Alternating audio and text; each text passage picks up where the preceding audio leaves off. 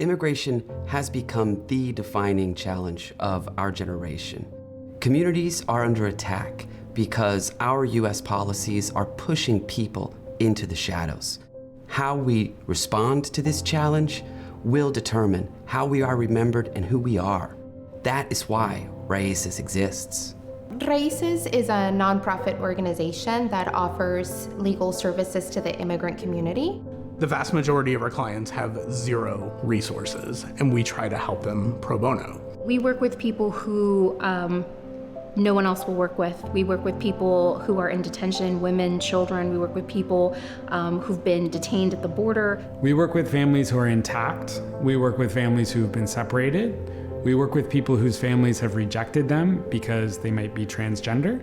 We work with people who come from war zones whose families have all been killed. We try and take every case, and when we do, we see it through until the end.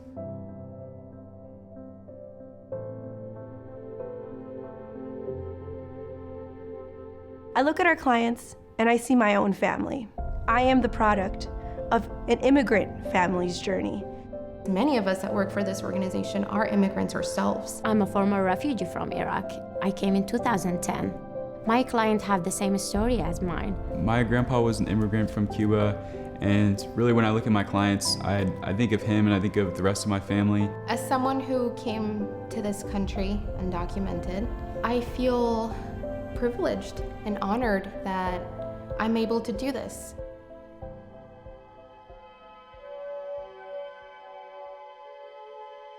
We believe that the Constitution extends to all people in the United States, including immigrants. We believe that everyone has a right to due process. We believe that no person is illegal. We believe that refugees are supposed to be in the United States.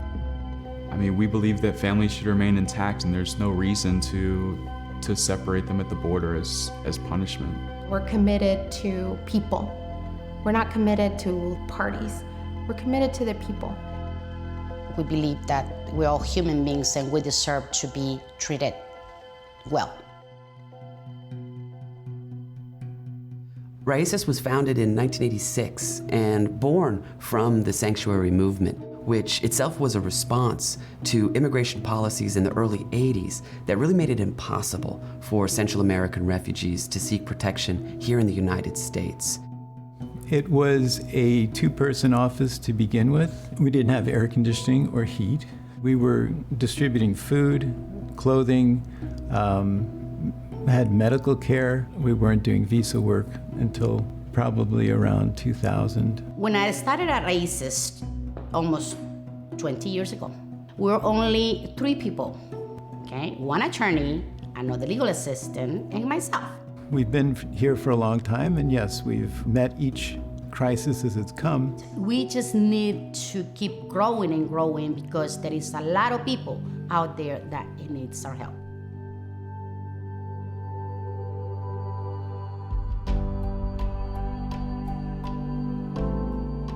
We have a family detention program. We prepare people for their credible fear interviews. We're in the detention centers every day, talking to our clients, hearing their stories. We have a children's program. We provide legal presentations for the children's rights. Children need representation while they're still in detention. Otherwise, they would go to court alone. We have community immigration services, which can range from renewing an application for DACA to applying for citizenship to applying for a visa on behalf of a crime victim. We have a refugee resettlement program. We help them to adjust into this country. We help them with housing and food and medical. But also when they move to other cities in this country and need continuing services. It's really about creating those partnerships with the community to make sure that our new community members feel welcome and safe and protected.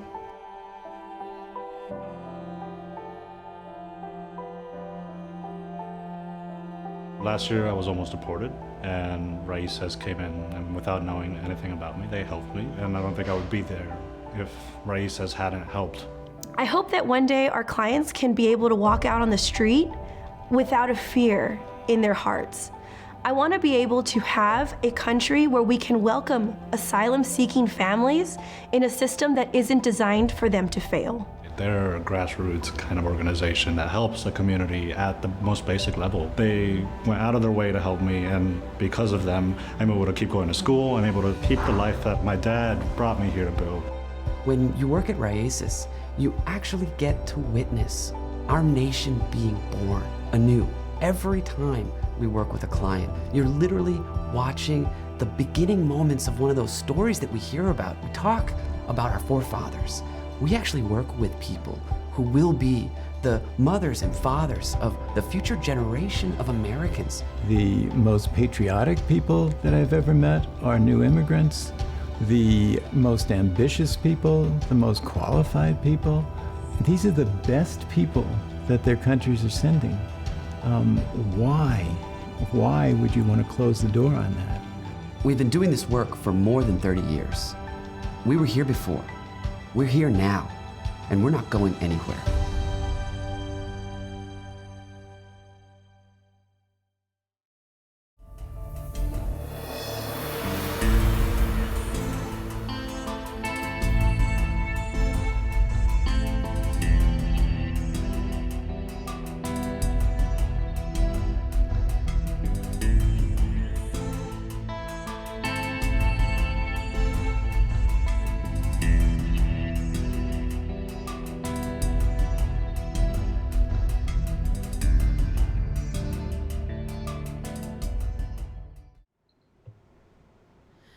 Hello, everybody.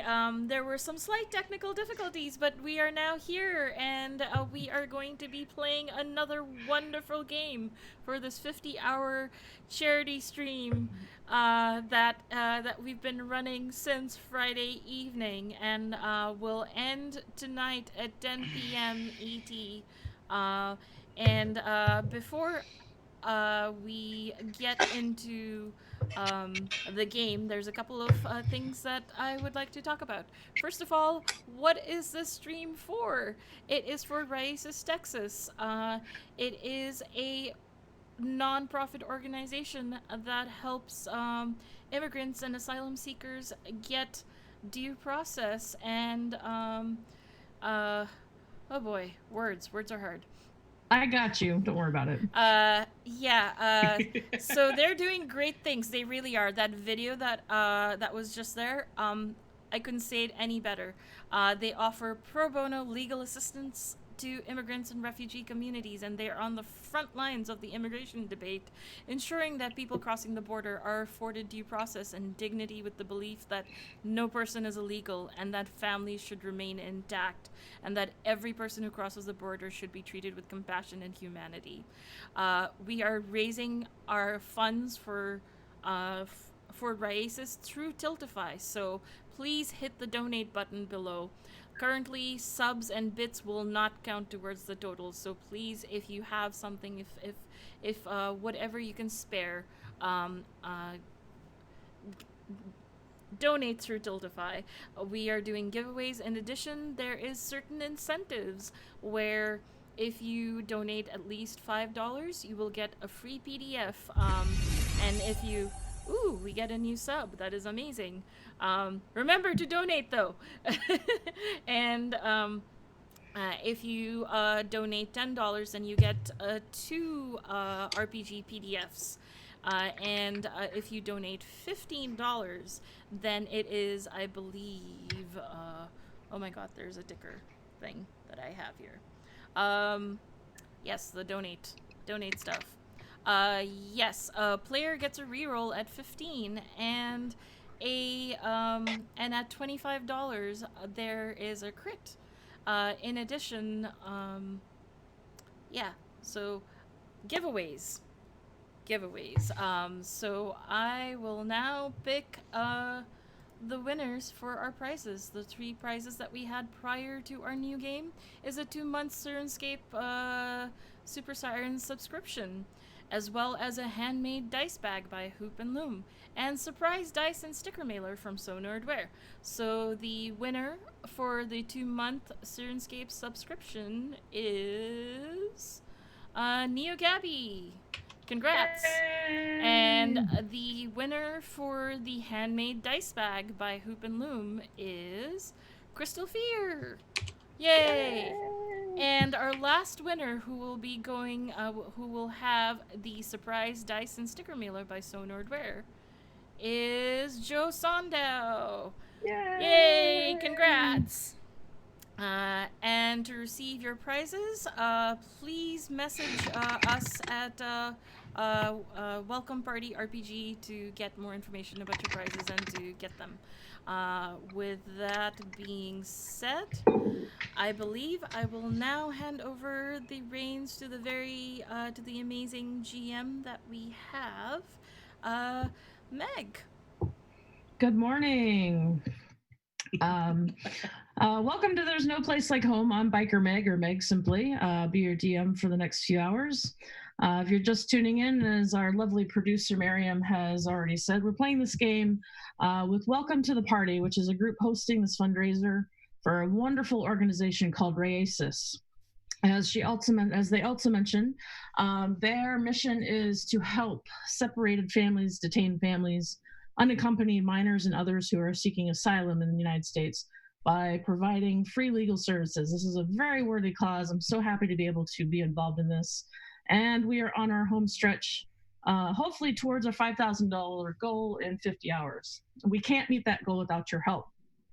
So please, if you're watching, or even if you're not watching, please donate to this wonderful cause. Myself and my 5 players are here to entertain you with our antics. We are going to be playing a tiny piece of a campaign that was the very first material that I ever wrote when I first began to DM several years ago. This campaign was a combination of the 40-plus Wizard of Oz books. The original book, The Wonderful Wizard of Oz, was published in the year 1900, and that book was what the classic 1939 Judy Garland movie was based upon. This campaign also took bits and pieces of the movie from 1985's Return to Oz and the books and the musical based on the Wicked series. It just so happens that we celebrated the 1939 movie's 80th anniversary on August 25th, and it'd be cool to say if I say that I was running this particular campaign today because of that anniversary, but I am not that cool. But our audience probably isn't very interested about the history of an old campaign, but if you'd like to geek out with me sometime about Wizard of Oz, hit me up on Twitter. Anyway, if you can't tell, this is my very first time streaming, so please bear with me, or maybe I should say lion and tigers and bears with me. So why don't we get started? Good morning, players. Morning. Morning. It's really early. It is early, but we're all here early for a good cause. Absolutely. Anybody want to say anything about Raesis? Yeah. It's a great cause, guys. Give what you can. If you can't give, spread the word. Did my birthday fundraiser for it through Facebook, so I'm actually really excited that we're getting to raise more money for them. Mm-hmm. Well, why don't we go ahead and get started? As previously mentioned, we're playing a game called There's No Place Like Home, which I also find fitting within the charity that we're helping today. Hey, it's okay, baby. It's okay. Aww. So why don't we get our players and our characters introduced? Callie, would you like to introduce your wizard, Will Cooper? Yes, Will Cooper is a wizard. She is an easygoing kind of person with a penchant for reading books. And that's about it. She is employed on Auntie M's farm, just doing some kind of freelance farming equipment repair. She's just a person who reads books and solves problems with that. So that's Will. Fantastic. Michelle, how about our ranger, Arlie Wallace? Hi, I'm Michelle. I'm playing Arlie Wallace. Just a simple girl from the mountains who's wind up on the farm for various reasons and who likes to hunt and talk to critters. Very nice. Freddie, he is playing our druid, Kingdom Blight. Druid is working on the farm as an indentured servant, working off some debts, and he likes to keep the critters on the farm company and sometimes also the crops company. And if there's a job to do, he'll say, "Don't worry about it. Someone else will do it." Yeah, it's normally Arlie. Michael is playing our fighter, Duncan Wilforth.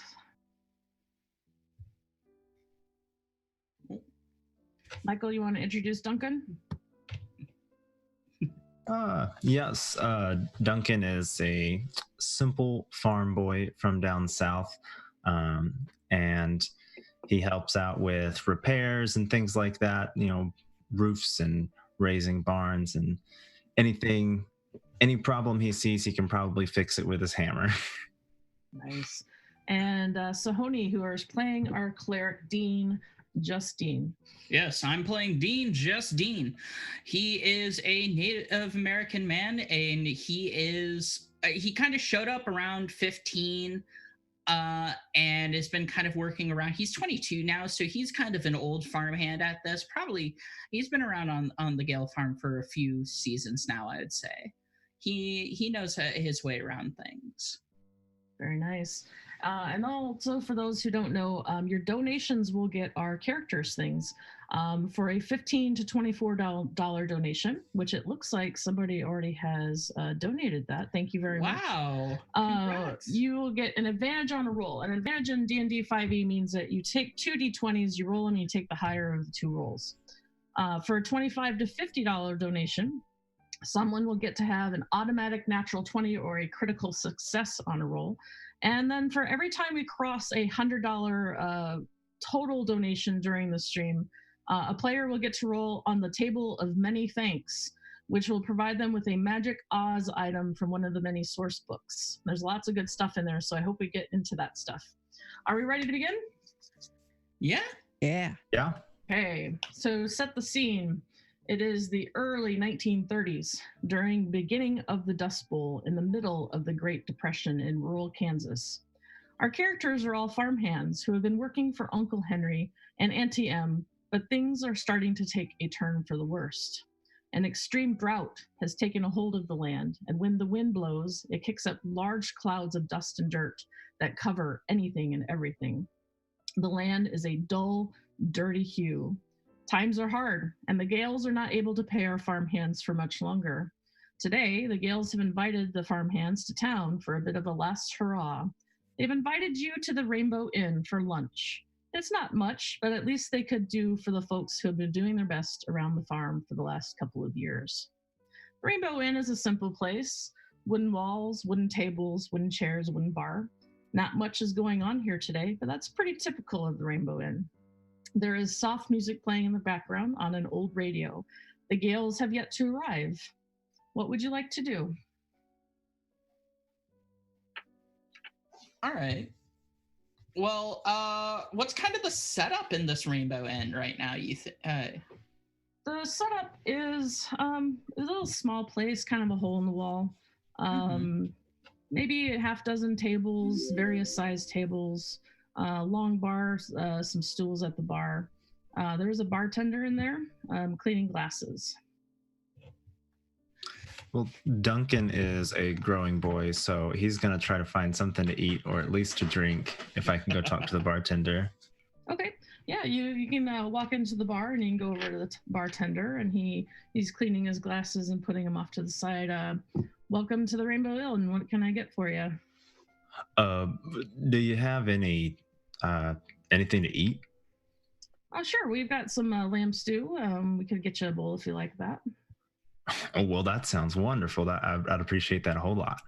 All right. I'll be coming right up. That'll be 2 copper pieces today.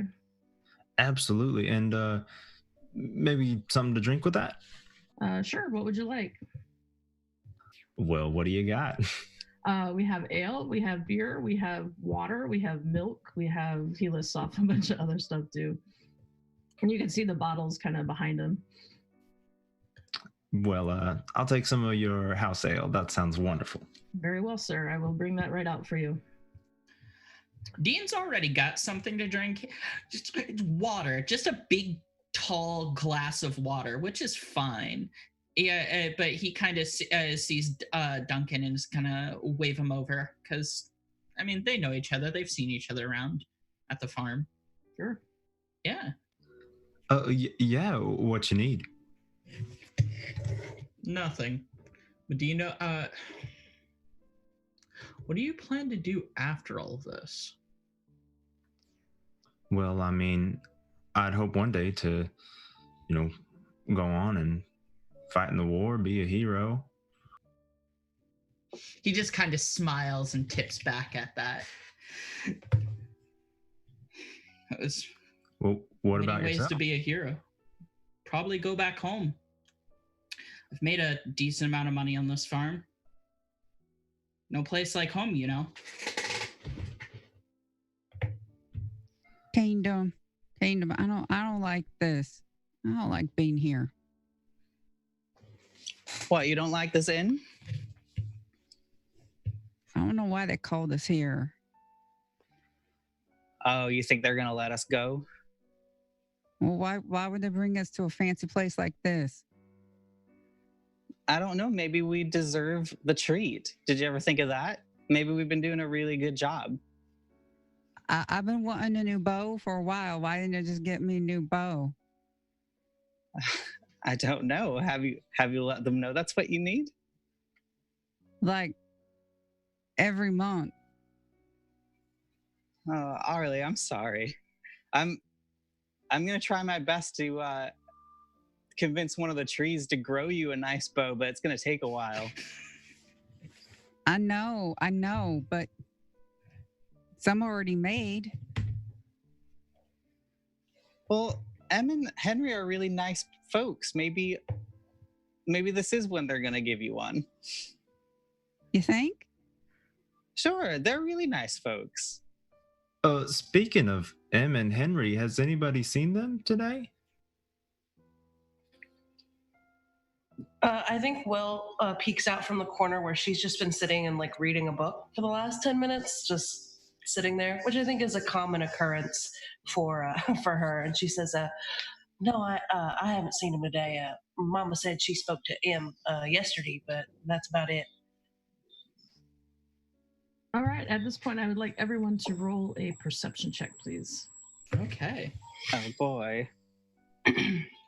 Big perception. Gotta roll that check. Oh, whoops. Kimden rolls a persuasion check. Excuse me. You ever have to just persuade your eyes to work? Yeah.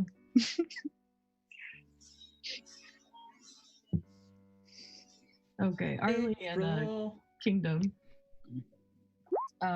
You notice while you're sitting at your table that a small black and white peppered dog has entered into the tavern, the Rainbow Inn, and has sat down by the front door.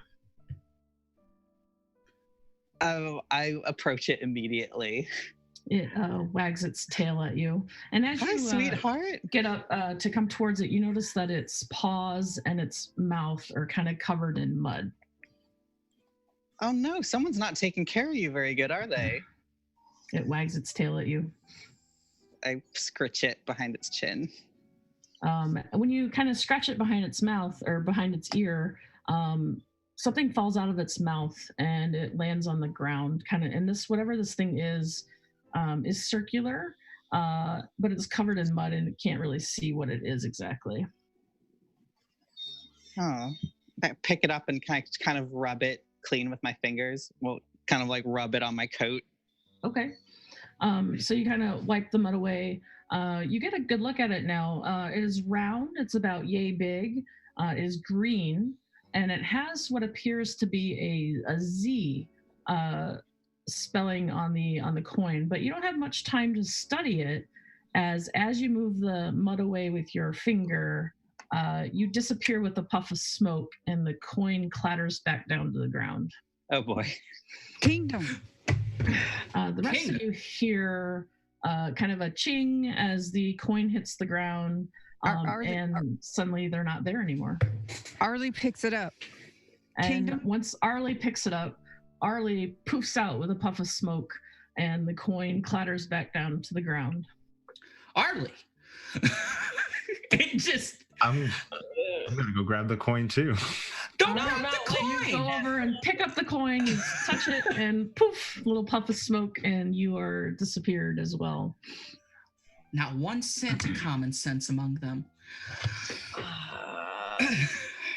I want to cast Identify, but I think I got to touch it for that.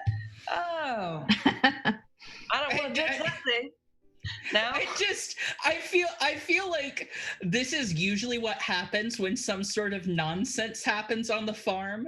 It's probably like Dean and Will that's left going, why? All right, well, I guess we got to go get him. It looks to me like, can I make an Arcana check actually? Sure. Yeah. Just go want to ahead. see like what she would know about if this is like a common magic or if it's something wild. Sure. Ooh, well, jeez. That's not too horrible. I mean, it's obviously magical. You might get the sense that this has some kind of spell cast upon it that is causing your friends to be bamfed out. Well, there's only one way to go and rescue them. I think it's going to have to be us going after them. That means we're going to have to touch it, doesn't it? I guess so. Well, ladies first, I guess. She picks it up. Okay, you poof with a little puff of smoke and the coin clatters back down to the ground. Dean takes his hat, dusts it off. It's a wide brim black hat, has like a metal rings around it and a purple ribbon and turkey feathers bunch up in the back. He kind of places it back on his head and says, "Here we go," and touches the coin. Okay, so after you touch the coin, you are transported to somewhere over the rainbow in. You get the feeling that you're not in Kansas anymore. You are now standing in the midst of a country of marvelous beauty. It is dazzlingly bright, colorful place, a stark contrast to the dusty Kansas that you were just a moment ago in. There are lovely patches of green all about. Banks of colorful, gorgeous flowers are everywhere, filling the air with a sweet, delicate sweetness. There are exotic birds with rare, brilliant plumage that sing and flutter in the trees and the bushes. North of town, there is a bubbling water fountain. There are little houses all around, and there are people who are much shorter than you wandering about, enjoying the wonderful day. A small, rotund humanoid in a lavish green suit with tails and a large green top hat wanders up to the party. He takes off his top hat, he bows, and he says, "As mayor of the Munchkin City in the county of the land of Oz, I welcome you most regally." But before he can finish what he was saying, someone yells, "Peanut butter and jelly!" And that echoes from a house nearby, followed by something metallic crashing into something else. Oh, is everything okay? I want to run to the house. Okay. You run over to the house, and as you do so, you hear another yell. Gosh darn this thing! And you run over to the little house. It's just a smaller house. Looks like it just might be a room or two large. And the yelling is definitely coming over from this house. Is everyone okay in there? No, I'm not okay. What are the rest of you doing? Are we all here together? Or we've all been deposited? Yeah, you've all been deposited into the same area. I think Dean's first instinct is to kind of be like, well, where are we then? Because this definitely isn't home. I know the local birds from home. These aren't them. Hey, it's green. Yeah, it's green and not dusty and perhaps bull. I think Will goes up to the mayor and she's just like, "Oh, you're a mayor, so they got a democracy going on here. Would you mind telling me the history of your land? And I'm just going to take some notes. Where exactly are we?" And Dean's gonna lean over towards Arlie and kind of be like, where I'm from, we have stories about little people, but they're invisible. The mayor kind of wrings his hat a little bit. Well, you're in Munchkin Land. Duh. Munchkin Land. Okay. All right. And where is that on the continental map of the United States? United States. You're in the land of Oz. All right, interdimensional. Australia? Got that. Got it. All right. There she goes with those long words. All right, and you are a mayor now. Were you elected locally, or is this kind of an appointment thing? Like, was your parent a mayor as well? Well, my dad was a mayor, but he is no longer with us. Rest his soul. Primogeniture. Got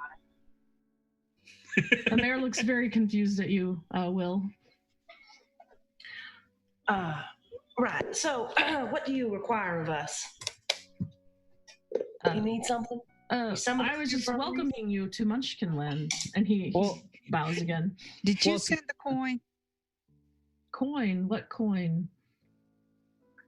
Dean is already off and going to talk to Duncan and be like, "Don't touch anything. Don't touch anything until we know." Dean, I think somebody's in there, and I think they got hurt. Someone need help? And you hear another yell coming from the small house you've run over to. Peanut brittle. Can I try? It's not a happy noise. Is the door unlocked? Yeah, the door is unlocked, and as you come over to the house too, you get this kind of. Have you ever smelled candy cooking? Like, it's very sweet smelling scent coming from this house. Will comes up as well. She wants to investigate. Someone needs help. I'm gonna step inside and kind of get a lay of the house.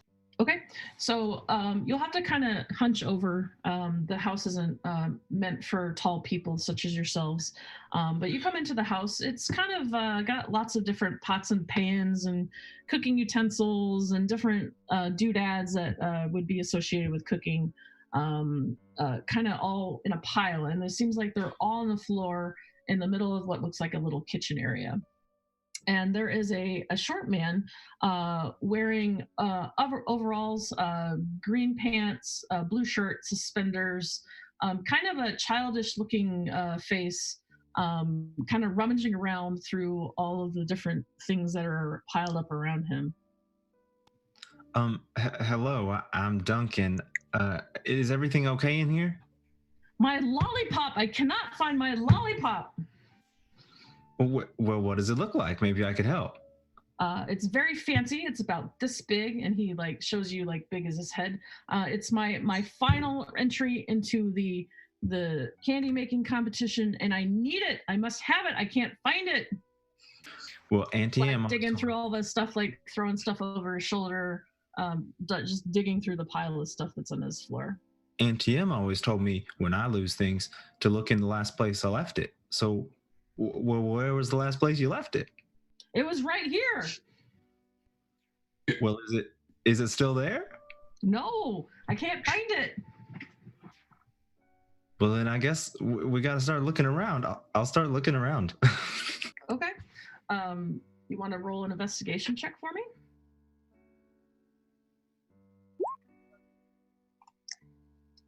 So you kind of start digging through the pots and pans and whatnot that are kind of piled up in this person's kitchen, and there's just so much stuff. You don't really find anything. You're just digging through the pile. So is candy making kind of a hobby or like a sport in this land, or is this what's the deal with this candy making competition? Well, look, I am trying to become a master confectioner of the Lollipop Guild. If I don't have my lollipop back by tomorrow, I'll have to wait for another year before I can take the test again, and I can't wait. I see. All right. Well, is it magical? Isn't all candy magical? He kind of looks at you. You know, that's an excellent point. You know what? That's a real good point. I'm going to look into that one. You see it anywhere, Duncan? I can't find it right now. I know you're much smarter. Do you think you could look around with me? Oh, well, I guess I could take a look. Will also look. Okay, go ahead and roll an investigation check. Jeez, well, 14. So you're digging through the stuff, and you find like a little spot that looks like it may have had the lollipop at one point, maybe while it was drying. So those little bit of goo, like those little strands that come up when you try to do something sugary, but it is definitely not there. Is there any chance of thievery going on in this neighborhood? Is it kind of a rough neighborhood, or is this more of like a safe place where people don't just come in and steal your lollipops right out of the confectionery stand? The mayor has wandered up behind the rest of you, kind of looking into this little house. And the mayor says, normally this place is very, very safe. But as of late, there's been some ne'er-do-wellers that maybe have been interrupting our way of life. Ne'er-do-wells, all right. And did these people kind of poof into existence the same way that we did? Not necessarily. I mean, we've welcomed one other person before. She had something with her that was called a dog. Do you know what a dog is? It's like this big, wags its tail. Kind of yaps a little bit. Yaps a little bit. You just want to hug it inexplicably. Exactly. It licks your face. At this point, Dean's gonna kind of speak up and be like, it wouldn't have it happened to have been small and gray. And yeah, it was small and gray. Did you see that thing before? Kind of covered in mud. Well, just very, very upset. Yeah, I think we might have seen that dog before. So it looks like we got something of an interdimensionary kind of travel situation going on here. Almost like we're sister dimensions. That's my running theory right now. And looks like we and perhaps this dog got transported over here somehow. And your ne'er-do-wells might be coming from there, but why would they steal a lollipop? Now, I like candy as much as else. Well, I know that Arlie and Kingdom know a lot about animals. Maybe they can help us find this dog. Yeah, Arlie, Kingdom. Y'all got anything? Can I do a survival? Maybe find any sort of trace of the dog? Sure. You go ahead and roll a survival check. You're looking for footprints or tracks or whatnot. You don't find any what you would know as dog tracks, no. However, there is like a trail leading out of the house and kind of through the town square and kind of out of town as you kind of follow the sticky footprints. Something sticky. Well, Arlie, I think everyone's got it a little mixed up. I think the dog is the one who sent us here. The dog was the one with the invitation, after all. That's... She did have the coin that you all touched. Without letting me cast identify. Now, what did I tell you all about that? Well, all right. I was just trying to find out where Arlie went. The Kingdom just disappeared. We all know Kingdom. Well, I didn't do it on purpose this time. I know, but I always got your back, Kingdom. I appreciate that, Arlie.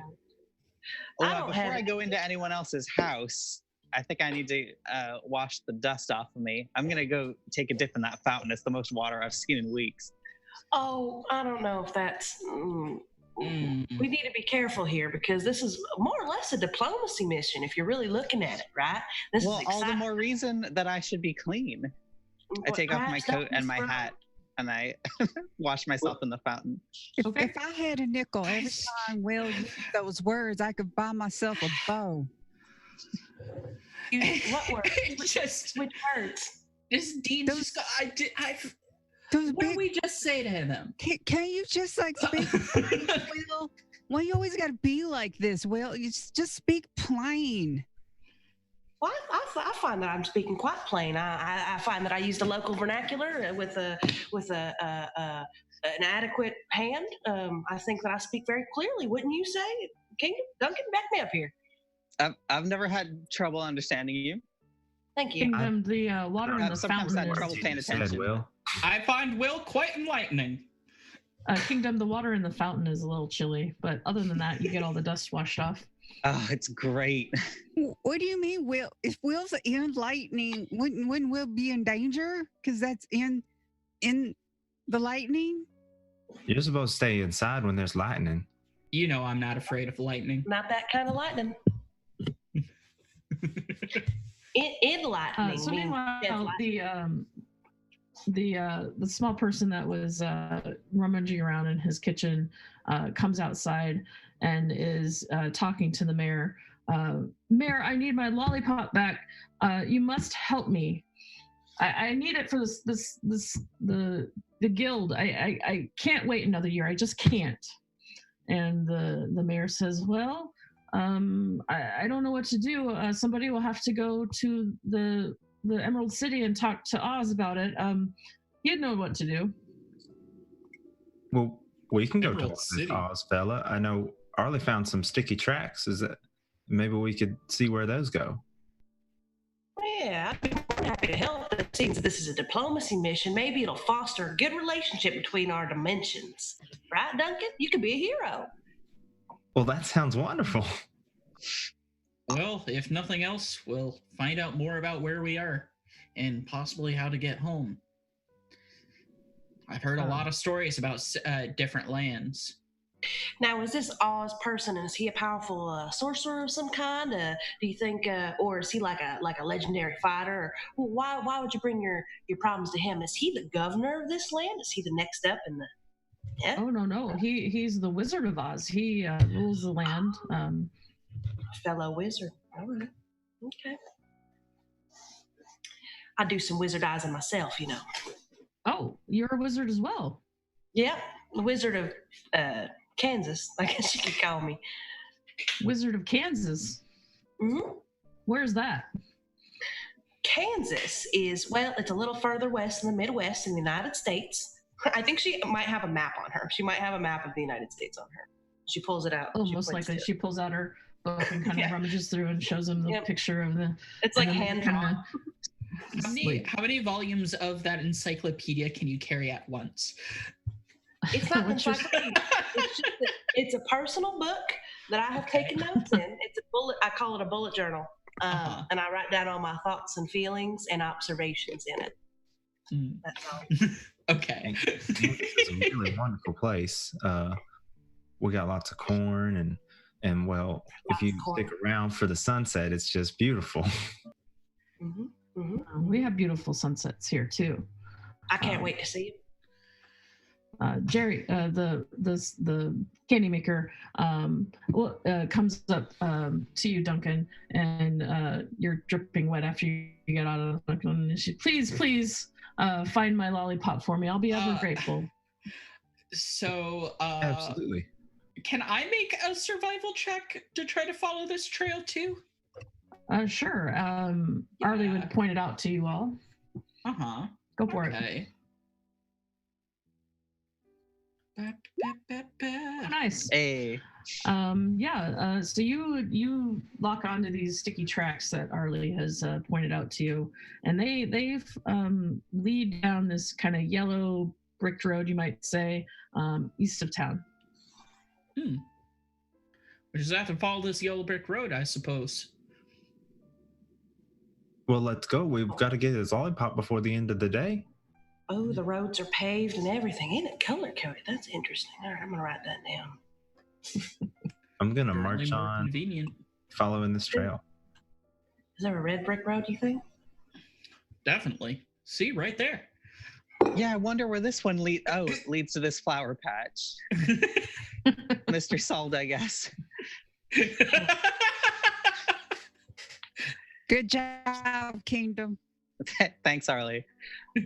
All right, I think helping this guy find his lollipop is what the dog would want us to do. It's what so the I think dog we should would do want. it. All right, Kingdom. I don't think it's so wise to be making our decisions based on what a dog would do, but that's just I think me. it's very wise. Dogs know what they're talking about. I read an article once about a dog that could sense a hurricane.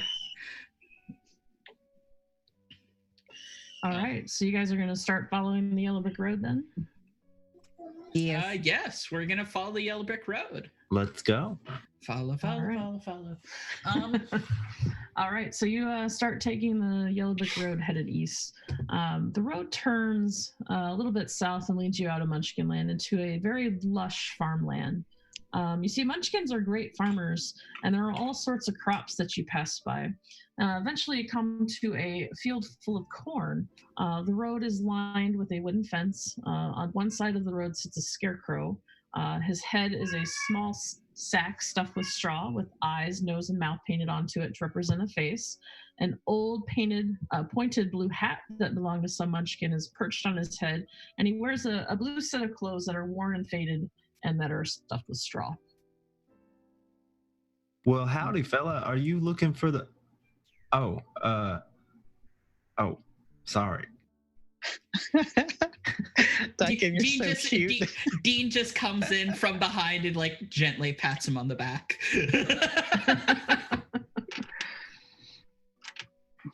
Is there anything to this scarecrow? Anything around or noticeable? Would you like to investigate it? Sure. It's not my forte, but I'll do it. All right. So you would have to hop over the fence to get to the scarecrow. Absolutely. I can do that. All right. Roll an investigation check, please. 14. You go over to the scarecrow. You kind of pick at some of the straw that is inside of it. Seems like a normal scarecrow. Nothing unusual about it. Arlie wants to keep an eye out, so I want to do a perception check. Are you looking for something specific? Like if there's, danger around, somebody watching us. This could be a trap. Okay. So with your 18, you kind of take a step back from the scarecrow, kind of looking over your shoulder, making sure there's nothing going on. Besides a couple of crows, seems like just a normal field. You don't see anything unusual. I don't think this is a trap. It's just a scarecrow, you guys. But maybe... Duncan, I don't think he took the lollipop. It's just a scarecrow. Well, maybe there's a farmer nearby. Someone must own this field. Is there a farmhouse nearby? You don't see any. If you'd like to, you can look for one. Yeah, if I can see any buildings or anything on the horizon. Sure, go ahead. So the corn is quite tall, and you are kind of following this road. Have you ever been in a cornfield before? It's very hard to see through corn, and I should know because I'm from Nebraska. You do not see any houses from where you are. Does the sticky trail go into the corn? No, it continues down the path. The brick road. The sticky stuff goes along the road. Come on, Duncan. Don't get cut up by all that sharp corn. Let's go on and... Oh, okay. I'll come back to you guys. It was nice meeting you, ma'am. Sir. Thank you. I just love the image of you talking to the scarecrow. Tipping his hat. All right, so you jump back over the fence, Duncan, and join your compadres back on the road, and the sticky trail continues down the yellow brick road. All right. Continue on? Yeah. Dean's kind of leading the way, I guess. Or it's either Dean or our druid. It's Arlie. Okay. So they both got that trail. You continue down the yellow brick road, and eventually the path that you come out of the farmland becomes lightly forested. And as you continue, the forest gets thicker and thicker, and the canopy starts blocking out some of the light, so it gets a little dimmer. Ahead of you, there is a fork in the yellow brick road. One path leads to the west, and the other path leads to the east. And you can see from your vantage point where you're currently standing that there is a dark figure kind of standing in the middle of the fork of the road. Oh, hail and well met, stranger. What you doing out here at the crossroads? You get no response. Oh, Will does not know what to do with that. She's not used to not being around rustic, hospitality inclined people. She just looks at her friends. Can we? How clearly can we see the figure? Is it just a dark shadow? It seems kind of dark, shadowy. Yeah. Okay. Yeah. At that point, Dean's gonna lean back and go, "You think it's another scarecrow?" I don't think so. I don't like this. Well, maybe he's just hard of hearing. I'll just shout louder than Will did. Well met, stranger. You get no response. Is it wearing golden retriever? What's it wearing? Like, is it just a black shadowy thing, or can we tell clothes? Or from how far away you are, you can't really tell much about it. If you would like to get closer, you may, or you can roll a perception check to see what you can make out from where you are. Dean's gonna do perception for sure. Arlie's gonna be like, I'm gonna scout ahead a little bit. Arlie's gonna go not too far ahead, but just a little bit, in front of the group. A little bit closer. Yeah. Yeah, I'm just gonna keep an eye on Arlie to sort of get her back. Okay. I'll stay close to Arlie. Okay. So getting a little bit closer, and Dean, standing from where you are, you kind of squint your eyes to try to get a little more vision on this thing. The people who approach this thing, you see Can I do something real quick first, though? What would you like to do? I'd like to cast light. If that's possible. Yeah. So the light lights up the forest area that you were in. Yeah, my light's a little bit different. He's gonna bring 2 fingers to his mouth and just kind of whistle real sharp. And then basically a big blob starts to form, and it starts to grow legs and then arms and a head, and it looks like kind of like a very lumpy little child, but just kind of floating around and that is his light spell, and it is sitting on his shoulder. Okay. All right. So this light baby, I guess, is birthed, and it's roughly the color of like that very white part of a lightning bolt. Oh, very bright. Okay. Yeah. Okay. So a couple of you start approaching this figure, and as Dean casts light, the light kind of lights up the front of this figure. It looks like a statue. It seems like it's a metallic humanoid type person. It's brandishing an axe up above its head like this, and he wears a funnel as a hat, and the statue is kind of covered in this like reddish orange substance. Looks like a Tin Man, all rusted. Well, is it alive? Did I take mending? I have to check. Can Will examine it and see if it has like functioning joints with her knowledge of kind of how mechanical things operate? Have you all approached it now? Oh yeah, Will runs right to it. Yeah. Hello. Okay. Arlie, now that you're up close to it, with your passive perception of 15, you think you hear it say,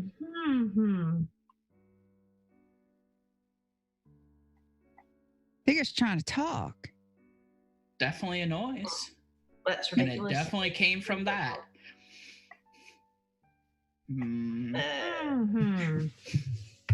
Dean's already upset. He's just like, we're gonna touch this. Something bad's gonna happen. I just know it. Hold on now, Dean. Let me just take a look, all right? Does it have functional like joints and like looks like it should be moving? It looks like it could move, but it currently isn't moving. I really don't like that something's made out of metal and is trying to talk to us. I druid craft some flowers onto it. Like, that's better. Now it's a little bit organic. Does that make you feel better? Yeah. All right, feel so much some better little about this. flowers like sprout up on his shoulder. Well, Got like a wait, flower crown. can we Yeah. fix him? Well, now I think I can. Can Will cast mending? Sure. Let me look that spell up real quick. I can click it. I think it'll. Yeah. There we go. I think what she tries to repair specifically is like anything that's blocking like a shoulder joint. That is, if she can tell that it can move, she's going to try and remove any kind of issue that is blocking a joint from moving. Okay. So just one shoulder joint? Yeah, anything, basically, or like a knee, I guess, depending on whatever is she sees first, basically. Okay. All right. So you cast mending on it, and you see some of the reddish orangish substance kind of dissolve, and yeah, the shoulder. He's got his hands up like this, so he kind of is lopsided now, but it seems to help, and you hear. Aim for the mouth. All right. She's gonna do this mending on the jaw joints, Okay. the man. The rusty substance dissolves off of the jaw, and thank you. There should be an oil can around here, but apparently you don't need oil. More, please, more. I'll look for the oil can. Yeah, look for that oil. All right. Anybody who would like to look around can roll a investigation check, please. Arlie wants to ask it. How'd you get like this? I was here chopping a tree, and in mid-swipe, it started to rain, and I rusted. Did you make the tree angry? Duncan, you don't find an oil can. I'm sorry, what? Kingdom. Do you think this thing made the trees angry? It's chopping a tree. Maybe you made one of the trees angry. Did you ever think of that? These trees don't get angry. Oh Dean, yeah, now that I think of it, they're pretty laid back as a people. Dean, you kind of rustle around in a little pile of leaves that's on the ground, and you are able to find a small little oil can. Uncanny perception. Mm-hmm. He just kind of whistles over, and his light baby's kind of standing on the ground right there. It's more of like a thunder child, I'd guess, and just kind of slowly pulls it out, and he waves over to Duncan, the signal that he found it. Oh yeah. Here, let me see. I will take the oil can and Yeah, he gives it to Duncan. go start oiling up our friend. Okay. So you kind of put the oil into the different joints, and eventually he's able to move his axe back down, and he says, Be careful with that. Thank you. Oh, I'm sorry. I didn't mean to hurt anyone. But thank you. Thank you for oiling me and for fixing me." He points at Yes. Will. We're looking for a dog. Have you seen a dog around here? Duncan. No, we should not be rude. My name's Arlie. What's your name? I'm the Timnon. Oh, well, nice to meet you. I'm Duncan. Straightforward. Pleasure. Can I see your arm? Can I just look at it? He holds out his arm, and you can see that there's like joints and welds and whatnot. Yeah, she's just like looking at it, like turning it around, like, oh, who made you? Are you alive? Do you have your own consciousness? Or is it kind of like a magical thing? Or is this pure machine? Yeah, this is well made. The wikis made me. I don't know how I came to being. I was made by somebody, but here I am. Interesting. Now, can you function on your own, or do you have to like be told what to do? Do you charge up? What's the deal here? Oh, too rude. I function on my own. What do you mean by charged up? Well, I don't know. What's your power source? I suppose is it magical or mechanical? I don't know. Well, is that what you need the wood for? Oh, the wood I chopped down for the town. Oh, what the town back this way where we came from? He points towards Munchkinland. Yeah, the way you came. Well, did you know they make candy there? Candy. I don't require food to eat. Have you seen someone come by with any? I'm afraid I've been frozen here for quite a while. For quite a while. Mm-hmm. So you didn't. Seems like you have a pretty good look at the road there. Yeah, you didn't see anything? I didn't see anyone. No. Well, are you good at finding stuff? Not particularly, but I'm good at thinking. Oh well, that's helpful. Do you think you could help us find this dog? What is a dog? What about where's that wizard? Not this wizard, the other wizard. Oh, Oz. Do you know about the wizard? Well, I know where he lives. Yeah. Oh well, maybe you could take us there. It seems like there's two roads, and I've got no darn clue which way to go. Well, being frozen for so long, I had a long time to think. Would you mind if you answered a riddle for me, and then I'll tell you which way to go? Oh well, of course, I love riddles. I love riddles. What you got? Okay, here we go. You ready? Riddle. He says he looks very expectantly at all of you, like he's really excited to tell you this. He says, I begin eternity and end space, at the end of time and in every place. Last in life, second to death, never alone, found in your breath. Contained by earth, water, or flame, my grandeur so awesome when dare not tame. Not in your mind, am in your dreams, vacant to kings, present in queens. What am I? I know it. It's corn. Well, corn? Well, right. We're making corn every day. I don't think it's corn. Even I know we need to let Will answer this. Oh, I already know it, but I wanted to let you guys get a chance to do it. Oh, no, Will. No, real close though. Just try again. Let me think. That was a lot. That was really a lot to take in at once. It was a lot. If it's not corn, is it a hammer?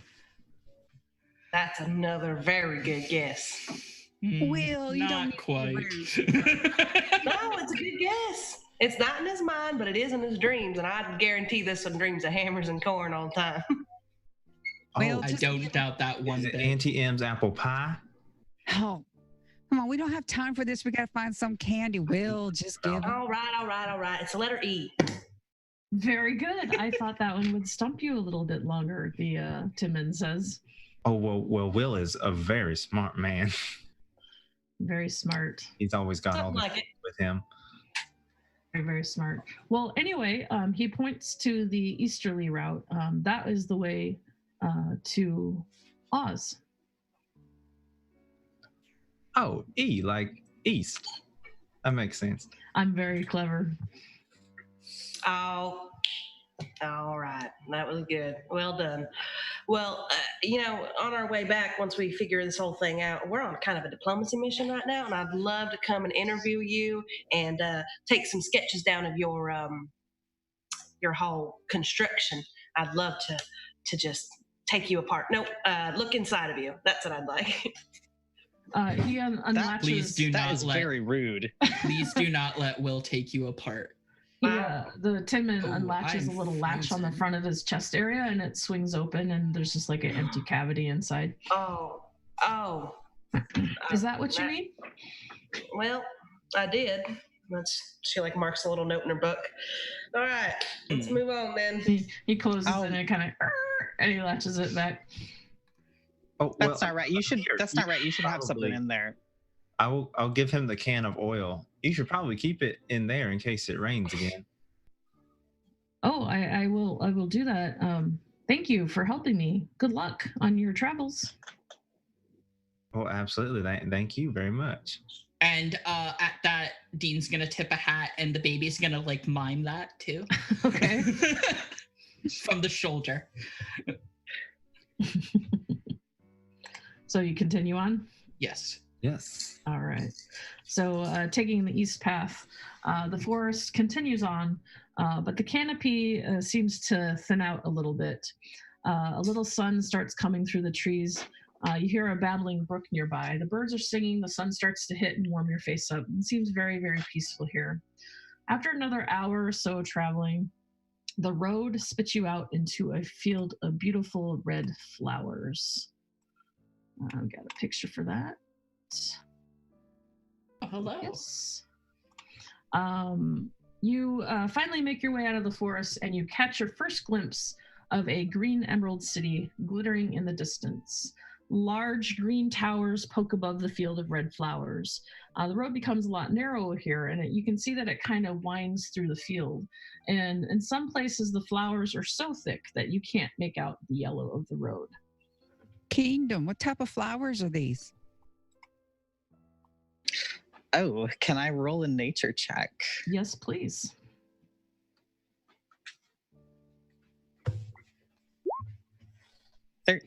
You recognize these as poppy flowers. Oh, these are super friendly. Yeah, these are poppies. Are they saying anything to you? Oh no, they're just having a great time. They're soaking up the sunlight. they're eating. They're photosynthesizing. They've got some bees taking care of them. They're good. Oh, would you guys mind like leaning over so we can see the road? Now that you mention it, Kingdom, funny thing is you don't see any bees. Oh. Huh. Well, that's not good. Are you guys getting pollinated okay? Do you need help? Are you casting Speak with Plants? No. You're just asking this out loud? Yeah. Oh, that's wonderful. You don't get any response. I go down and I say, oh, pardon if this is an intrusion. Just I feel like you need some help because you guys are you look beautiful and I want to help you out. But let me know if this is too forward, and I start just pollinating them with my fingers. Okay, well, if you put your face into them, I need you to make a Constitution saving throw, please. All right. What did I say about touching things? Okay, so Kingdom gets down on his hands and knees and starts like rubbing his face in the flowers like with his nose, Lord. and he stops moving. He falls still. Kingdom. Okay. Can I make a medicine check actually to make sure that Kingdom is okay and not dead? No, it's okay. He does this all the time. I see him go out into the fields and he'll be out there for hours. It's true. It's true. I know it's true. Normally, well. I'd also like to make dead. I'd also like to make a Arcana check on the flowers. And Arlie starting to direct Kingdom and starts and he's like, no, he's not, and she's gonna make her own medicine check. Okay. I'll pull Kingdom aside and just kind of start fanning him a little. Okay. All right. Between Arlie getting kind of leaning over and checking on him, Arlie, he is breathing. When you pull him out of the flowers, it takes it a couple minutes, but he eventually comes to. Kingdom. Arlie, do you think he actually just was like, you know what? Just leave him here. He's just a pain in my side. Look, I know he does this on the farm, but he always lets me know when he's going to take a nap, so I know when he does work. Can you guys be quiet? I'm trying to take a flower nap. No, Kingdom. These flowers are great. I think they did something to you. Can I make an Arcana check on the flowers? Sure. Jesus, Will. I mean, they're definitely causing some kind of magical effect to happen. Like normally people, when they smell a flower, they don't fall dead asleep. I think Will just reaches in her pocket and pulls out a handkerchief and just wraps it around her face and ties it back. Okay. Now, I'm allergic is a thing. I gotta, not me. This is all this pollen in the air. It's gonna make me sneeze up a storm. Well, can we tell which way the road goes? Roll a perception check, please. Yeah, so the flowers are so thick, and you can see like the road kind of sticking out in bits and pieces in between the flowers, but you lose sight of it as it kind of weaves through the field of flowers. So you don't really, you see the little bits and chunks, but you don't see the exact path that the road takes. Can Arlie be a little bit like, I don't like this. Can she take a look too? Sure. You might see a little bit more of the path weaving through the flowers, but it's still very difficult to make out like exactly where the road is at. It's gonna be difficult. You gotta be careful. Well, we could always just kind of tap a stick along the floor, and where there's stone is the road, and where there's dirt is, flowers. Well, these flowers don't like to be poked. Oh yeah, well I could do that. Yeah, can you do that with your axe? It'll make a nice little tink tink tink sound if you kind of tap it against the brick. Yeah, I'll just tap my hammer along and try to find the bricks and kind of like minesweep my way through. Okay. So Duncan, as you are doing this, I need you to make a Constitution saving throw as you enter the flowers, please. Okay, so Duncan takes a couple steps into the field of flowers with his axe ahead of him, kind of tapping along the road. You do get the sense of where the road is with your axe, but after a few steps into the field, you fall on your face and start snoring. Oh, he's asking the flowers where the road is. Why didn't I think of that? Dean just looks at that and goes, new rule. No one goes into the flower field. Well, I think he might have allergies like me. Can Will try and drag him by his ankles back out of the flowers? Sure. Why don't you go ahead and make an athletics check for me? That is not... Okay. This isn't... Not good enough. So you pick him up by his ankles that are just kind of barely sticking out of the field, and you pull him back onto the road where you're standing. And again, after a few moments, he wakes up. Oh, That was nice, right? Don't worry, I got an EpiPen if it gets bad. Are you allergic? Maybe. I just got real sleepy. Why don't you try and do your scarf like mine? I got my handkerchief around my face. Maybe that'll help keep the pollen out. Well, that's just a brilliant idea. You're so smart. Okay, so out of character, I don't think I have any spells that would help. Does anyone have like a frost spell or something? Maybe to kind of I have ray of frost. Yeah, kill a flower or something. I have a tinderbox. That's the opposite. I'm just saying, burning hands would do wonders on this. Yeah, let's burn a poppy field. That'll go great. Oh. Nothing can go wrong there. Like Turkish food, right? Is there any way around the field, or is it kind of covering the whole path? It's covering the whole path. Yeah, I think Will just picks up. Can I borrow this hammer, Dunk? Well, sure. Be careful with it. All right, and she's just gonna take it and tap it on the bricks as she goes. Okay.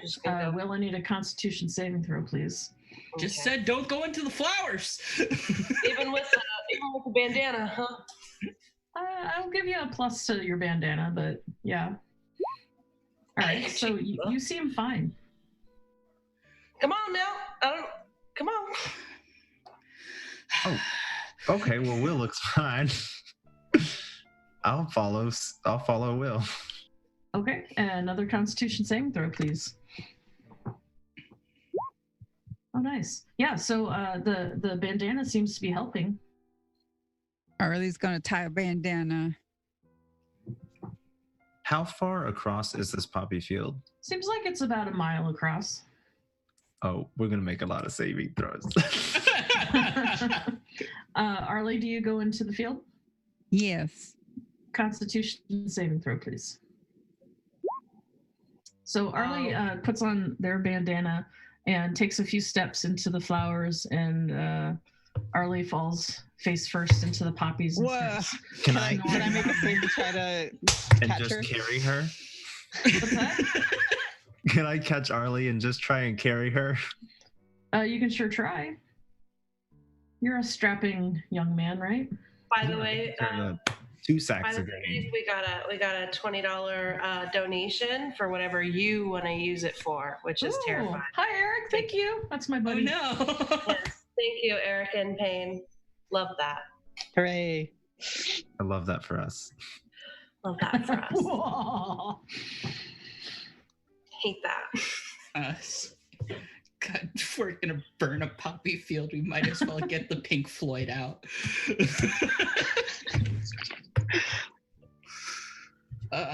Okay, so Duncan picks up the sleeping Arlie.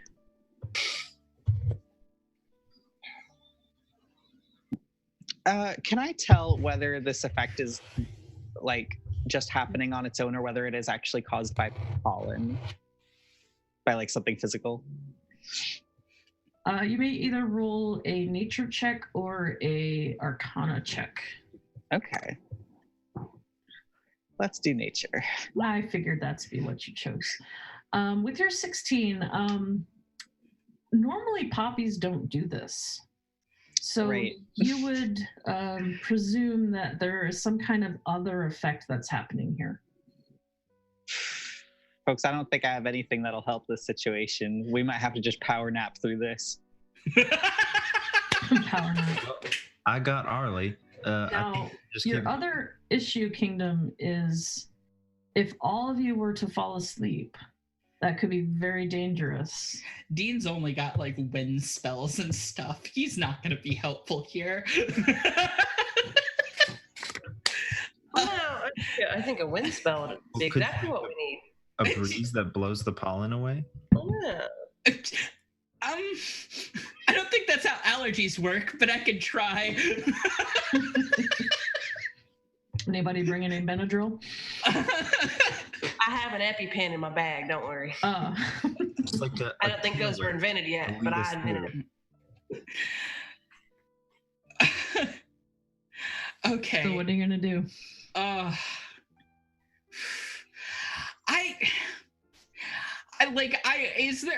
So the only thing that we're seeing is just miles of poppy and this kind of field, or like some peaks of the road.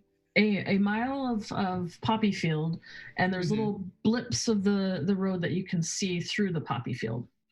Mm-hmm. And it's not so much that you have to stay on the road, it's more of trying to get through the field. Right. And you can see the city in the distance.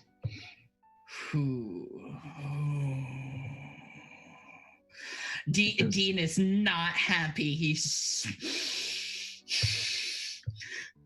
fine. This is a bad idea, and I want it on the record that this is a bad idea. And he's gonna make a constitution check, I suppose. Okay, so you go into the field? Yeah. All right. Constitution saving throw, please. Okay.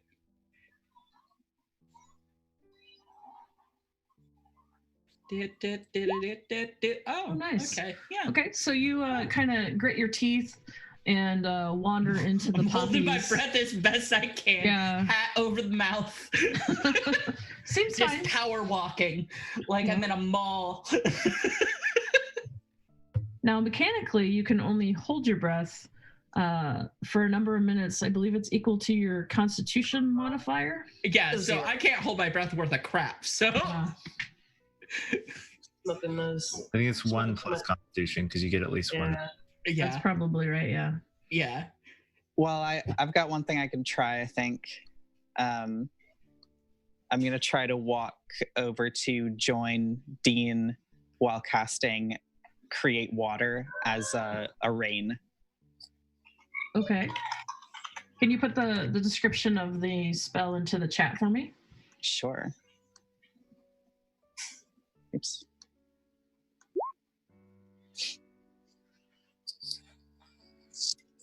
Water fills 30 feet from the falls as rain in a 30-foot cube. Okay. This is mainly what I've been casting on the farm during the drought. Right. Okay, so you make it rain. Literally make it rain. So in a 30-foot cube, it starts to pour down rain. And I'm going to walk as far through the field as that 30 feet will cover me. Okay, And so see you if go there's to a the different edge of the effect. rain. You can go ahead and actually, you're fine. You'll be good. If that's working, can I do the same? Because guess who's got that spell too? Sure. Yeah. Yeah, I'm gonna And go ahead. Arlie, as it starts to rain around you, you wake up. Oh, Arlie, you feeling better? Oh, hi, Duncan. Oh, sorry, it's raining now. I'm going to put my shield up kind of over our heads and try to keep us dry. Well, I can't keep that up forever, unfortunately. That's fun. I got one. And I'm going to basically do it at the edge. So there is at least about like 60 feet of ground we can cover. And if there are any gaps, we can try just holding our breaths. Okay. And okay, so what is the plan here?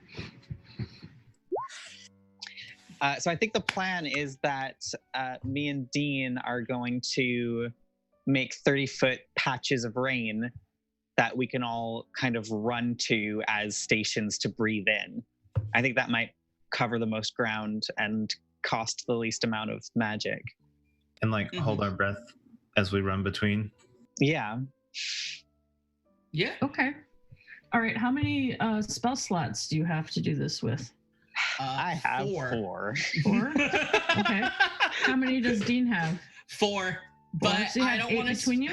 Yeah, we have 8 between us. But I don't know if I'm willing to spend all 8 on that because that's where that shares my healing, or all 4.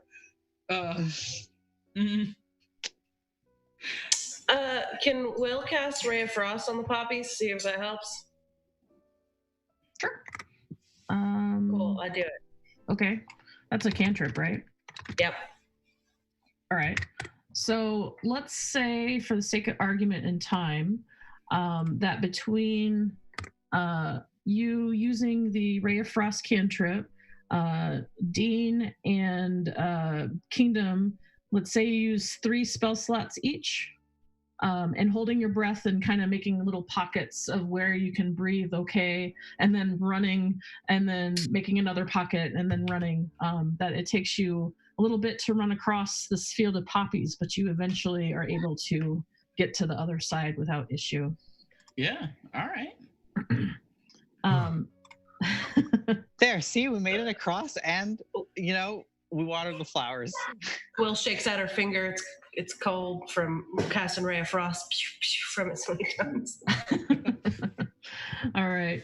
So once you make it through the poppies, you have no further problems getting to the Emerald City. And in fact, you're easily able to find your way to the Palace of Oz.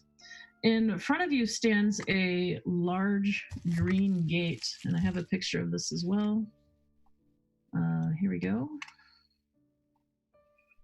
And in front of the gate, there is a little a bubbly fountain. But looking at this fountain, instead of like a normal watery fountain, you can tell that the fountain has a rainbow of colors. Just the water that gurgles out is just all different colors. It's quite beautiful. In front of the green gate, there is a glowing white circle on the wall to the left of the gate. I would like to go and get a little drink of water from the fountain because I am parched. Okay. You get a little sip of water. The water, it reinvigorates you. Like you feel not stronger, but you feel healthier than you did maybe a minute ago. And it helps you recover from your ordeal in the poppy field. Oh, guys, this water is delicious. Come get some, please.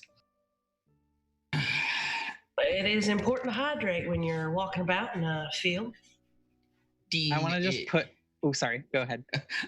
Dean is exhausted. He's been casting a bunch of spells and like running and holding his breath. So yeah, he's definitely going to go take a sip. Take a good sip. Take a sip, babes. Yeah. Take a sip. Take a load off.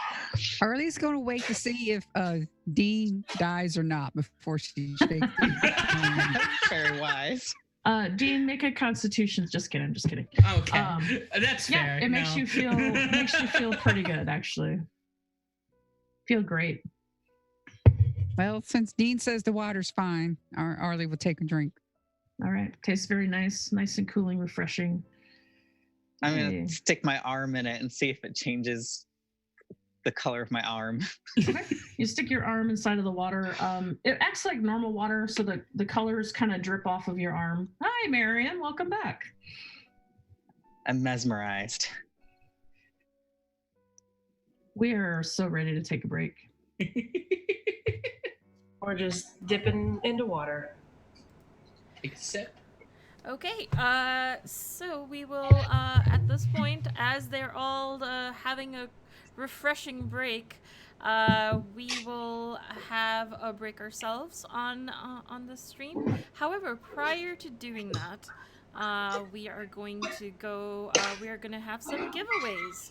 So the things that we have up for our giveaways during this break is the Expanse RPG PDF by Green Ronin Publishing, a signed 3-book bundle from James R. Wilson, and a $20 Modifius gift certificate for the store. So to join this giveaway, I'm gonna get this thing going. And I will set the timer as that. Okay, so the giveaway is now open, and to join it, you need to type !flower nap to join in. And we are now almost, we have about 12 hours left, and we have almost we have about $2,885.16. We are a little over 60% of our goal. Yeah. Like around a little under 60% of a goal, which is amazing. So if you have any donations for us, please use the Tiltify button to donate. And we will now take our break and be right back in about 15-20 minutes. Awesome. Have a good break, everyone. Yeah. All right. Thanks for watching.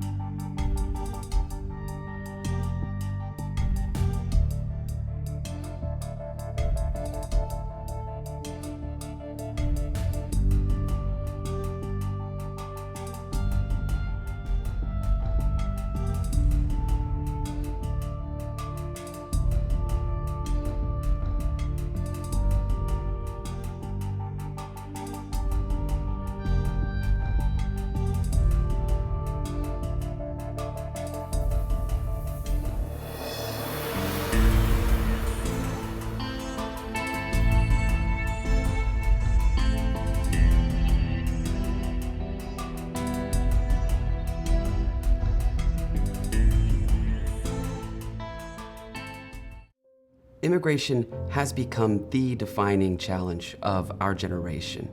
Communities are under attack because our US policies are pushing people into the shadows. How we respond to this challenge will determine how we are remembered and who we are. That is why Raíces exists. Raíces is a nonprofit organization that offers legal services to the immigrant community. The vast majority of our clients have zero resources, and we try to help them pro bono. We work with people who no one else will work with. We work with people who are in detention, women, children. We work with people who've been detained at the border. We work with families who are intact. We work with families who've been separated. We work with people whose families have rejected them because they might be transgender. We work with people who come from war zones whose families have all been killed. We try and take every case, and when we do, we see it through until the end.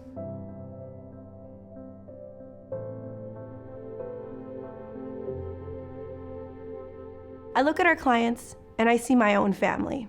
I am the product of an immigrant family's journey. Many of us that work for this organization are immigrants ourselves. I'm a former refugee from Iraq. I came in 2010. My clients have the same story as mine. My grandpa was an immigrant from Cuba, and really when I look at my clients, I think of him and I think of the rest of my family. As someone who came to this country undocumented, I feel privileged and honored that I'm able to do this.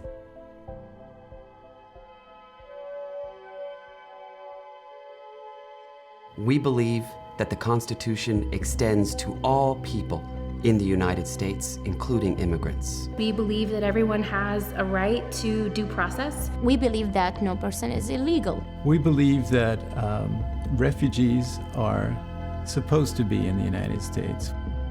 I mean, we believe that families should remain intact, and there's no reason to separate them at the border as punishment.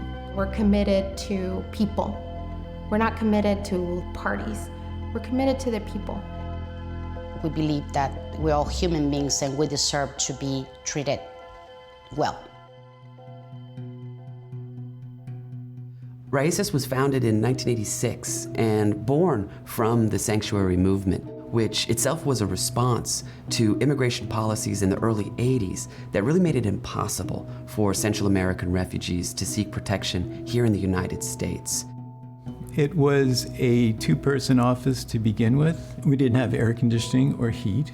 We were distributing food, clothing, had medical care. We weren't doing visa work until probably around 2000. When I started at Raíces almost 20 years ago, we were only 3 people, okay? 1 attorney, another legal assistant, and myself.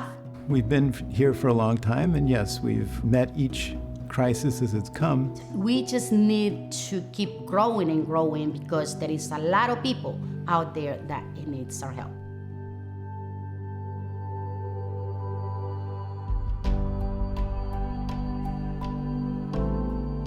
We have a family detention program. We prepare people for their credible fear interviews. We're in the detention centers every day, talking to our clients, hearing their stories. We have a children's program. We provide legal presentations for the children's rights. Children need representation while they're still in detention.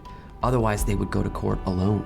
We have community immigration services, which can range from renewing an application for DACA to applying for citizenship to applying for a visa on behalf of a crime victim. We have a refugee resettlement program. We help them to adjust into this country. We help them with housing and food and medical. But also when they move to other cities in this country and need continuing services. It's really about creating those partnerships with the community to make sure that our new community members feel welcome and safe and protected.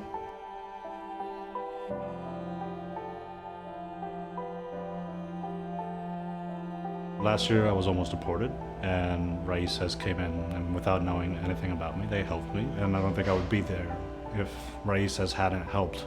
I hope that one day our clients can be able to walk out on the street without a fear in their hearts.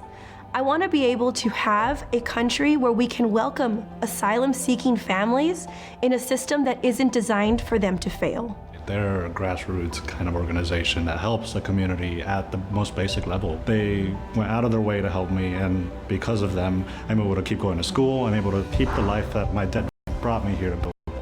When you work at Raíces, you actually get to witness our nation being born anew. Every time we work with a client, you're literally watching the beginning moments of one of those stories that we hear about. We talk about our forefathers. We actually work with people who will be the mothers and fathers of the future generation of Americans. The most patriotic people that I've ever met are new immigrants. The most ambitious people, the most qualified people. These are the best people that their countries are sending. Why would you want to close the door on that? We've been doing this work for more than 30 years. We were here before. We're here now, and we're not going anywhere.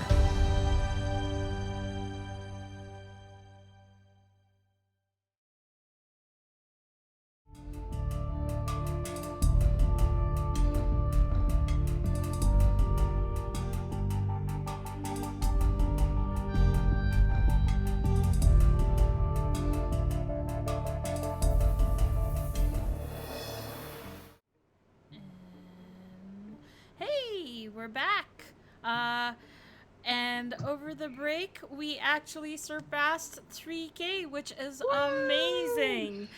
We are now a little under 12 hours to go before our 50-hour charity marathon will be over. We are raising money for Raíces, Texas, which is doing all the good work and being in the front lines of making sure that immigration and it's a pro bono organization that is doing great work for immigrants and asylum seekers.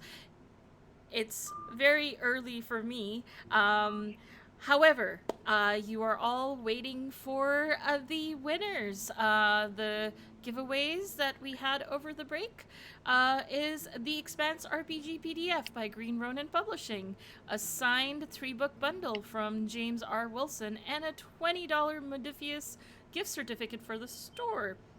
So congrats. Metzgirl has won The Expanse RPG PDF. Color Guards has won the signed 3-book bundle. And Mitchie Saris has won the $20 Modifius gift certificate. So just be active in chat so that we can send you your gifts. And with that, I'm going to hand it over to our wonderful GM, Meg. Thanks, Marion. You're the best. Get some rest. All right, so our party is currently standing at the gates of Oz, and because of your generous donations, we have hit the $200 mark for funds raised during the stream. So to reward our players and to reward you all, we are going to give out 2 magic items. And our first magic item is going to be rolled for on the table of many thanks by our Will Cooper. Will, did you find that button that I was telling everybody about? I sure did. Here we go. Give that a push. Ooh, Gnome King's Magic Belt. Let me see here. I remember that book. I read that book. I don't have a cool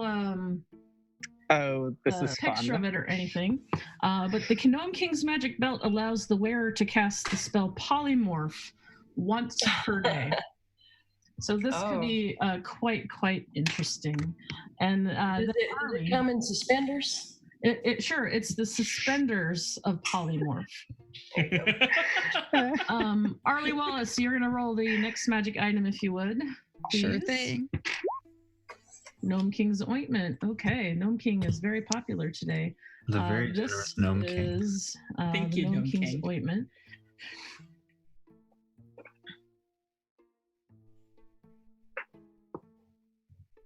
Basically, it's a healing ointment. You can use that for slathering it on any wounds that you might take up. Okay, so back to our story. Who is taking these magic items, by the way? Well, you can already turn into animals and stuff, can't you? Our druid friend here, Kingdom? I can, yeah. So someone else can take those suspenders. Then we can all turn into animals. Arlie? Or Duncan. You know what? We could make Duncan into a cool, like, monkey or something. That might be fun. Golden Retriever. It'd fit his personality. That's true. I'll tell you what, Duncan. I'll hold on to it personally, the item. I can cast polymorph because I'm familiar with magic, but I'm going to put it on you, if we're honest. So. All right, that sounds like fun. So if you grow any fangs or claws, just use them. That's all. Oh boy, I sure will. All right, so you find yourself standing at the gates of Oz. Again, the description of this is a tall gate, glowing white circle to the wall on the left of the gates, and then the water fountain that you all have been drinking out of makes you feel really good. What would you like to do? Is there anyone outside right now, like other than us? There's people milling around the main roads of the Emerald City, but besides the five of you, you are the only ones that seem interested in the gate that you're standing before right now. I will knock on the gate. Okay. What did I say about touching things? It's a door. It's meant to be knocked on. Knocking on the door, one of the circular Oz's at the top there opens, and a man in a green outfit comes out and says, "Who goes there?" Well, my name's Duncan. Oh, excuse me. State your business. Oh, we're trying to find a lollipop and maybe also a dog. A lollipop. Are you doing okay? Do you need some water? Oh, I would love some water, please. I will offer some water from my water skin. Oh, thank you. But I'd really prefer to have the water out of the fountain, if you don't mind. Oh, of course. I'll just dump all of my water out on the ground and just fill it up from the fountain. Oh, thank you. But I need an exact amount. And from behind the door, he pulls out two different sized glasses. There's a smaller one and there's a larger one. And he says, I need 6 ounces of this, if you don't mind. What's the place with this many riddles? 6 ounces. Now, are these containers marked? I don't know if ounces is translating through our interdimensional travel here. The theory that I want. Well, on the containers, yeah, you see one says 4 OZ, and the other one says 9 OZ. Get it? This is not helpful, but thank you. I'll take it. I get it. Yeah. Thank you. Okay. I appreciate it. Out of character. He continues to say that, oh, if you don't mind, I have this tickle, and I need 6 ounces of this, please. And what are the measurements again? 4 and 9. 4 and 9. Okay.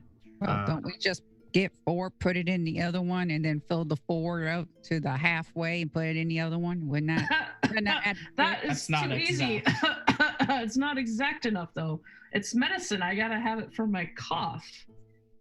But 4 and 2 is 6. Duncan will go and dip the 9 into the fountain and pour it into the 4. Okay. Mm-hmm. No, that's... Is this enough? It needs to be 6 exactly, please. So, okay, Duncan, now take the 9, and I want you to pour out until it says 4 ounces. You understand? Now we're Make sure asking the one Duncan that to says do left. Okay. You got it. No, just let him do it. Let him do it. You can do this. You can do this, I'll dump out Duncan. the 4, so I still have what's left in the 9. You just have make sure the 9-ounce glass reads the water level at 4 ounces. All right. Put 2 more ounces in. There's no markings besides it just says 4 ounces. Oh, okay, and one okay. says 9 ounces. I see what you're saying. Yeah. So I'll take so a full 9. I'll pour it into the 4, and then dump out the 4, and then pour what's left in the 9 into the 4. Okay. And then dump out. Wait. Hold on. Give me the things. Nothing. She dumps everything out. She fills up the 4 ounce, pours it into the 9 ounce, and then fills it up halfway the 4 ounce, and then dumps it into the 9 ounce. That ought to be 6. That's not exact enough. No, are you? Okay. Well, you didn't. Okay. Oh, wait. So I'm going to dump them out again. I'm going to fill up the 9 ounce, dump it into the 4 ounce, and then dump out the 4 ounce. Meanwhile, Dean's just pacing in the background, just pour the rest into the 4 ounce, and then dump out the 4 ounce again. Okay. And then pour the last ounce into the 4 ounce. Okay. So now you have 1 ounce. Hard on this one. Fill up the. Okay. You're close. I actually think I do know this. I have an ounce of water right now in the 4 ounce glass. Mm-hmm. You're close. I have an idea that'll get around this entire silly situation. Wait, and then let's take that ounce that we have and put it in my water skin, and then do that 5 more times. I'll fill up the 9 ounce. Okay. And then dump it in the 4 ounce until it's full. And I should have 6 left in the 9. That's accurate. Yeah. Good job. There you go. You got it. See, I feel like Will know that. Callie, though, no. I will hand him the 9 ounce glass, and I will drink the 4 ounce glass. Okay. So yeah, he takes the 4 ounce glass or the 9 ounce glass and drains out the 6 ounces, and you can just see like this calm come over him, and he says, "Thank you for figuring that out. So what were you after again?" We're looking for a lollipop for fine folk in Munchkin Land, and also possibly a dog who has gone missing. Wait, Munchkin? That's just out of character. In a wizard, not this wizard, but a different wizard. Different wizard. Different wizard. Wait, aren't for the you wizard of Oh no, I'm not the wizard. The wizard's inside, and he like points behind him. We need to talk to the wizard. I wish I could let you in. I really do, but you see, the gate is broken.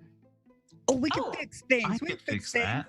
I'm real good at fixing things. I fix things on the farm all the time. Do you? When all you have is a hammer, everything looks like a nail. Ain't that right, Duncan? Hammers can fix things. Hammers can break things. He says, They're good "Well, at everything." I opened a help ticket, and you know how help tickets are. They are usually not very helpful. You need to streamline your communication system and make sure that you got a system for receiving and resolving help tickets. I have a lot of ideas.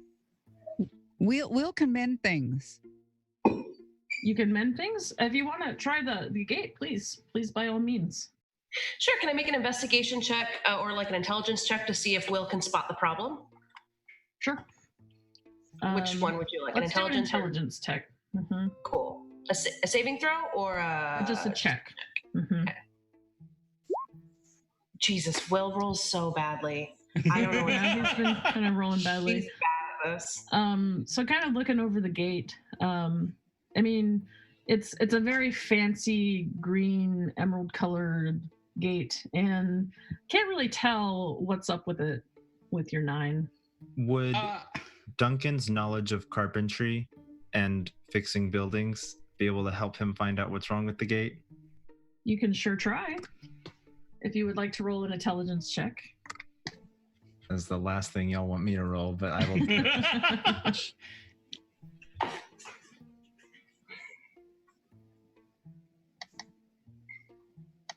So just touch intelligence on your character sheet. There you go.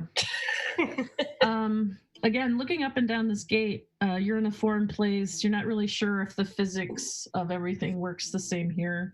Can't really tell. Excuse me, sir. What exactly is wrong with the gate? Well, see, I'm just the guard here. I really don't know. All I know is I can't open it. I can't close it. It's just kind of stuck. Can I try to pull it open? Sure, make an athletics check. That'll do it. I've seen him pull lots of doors open. So you go over to the gate, Duncan, and you get a good grip on the lattice work of the gate, and it just doesn't budge. Dean already irritated by the math conundrum and riddles and poppies, everything else, just marches up to the gate, grabs it in one hand, and gives a sharp whistle and casts Shatter. Okay.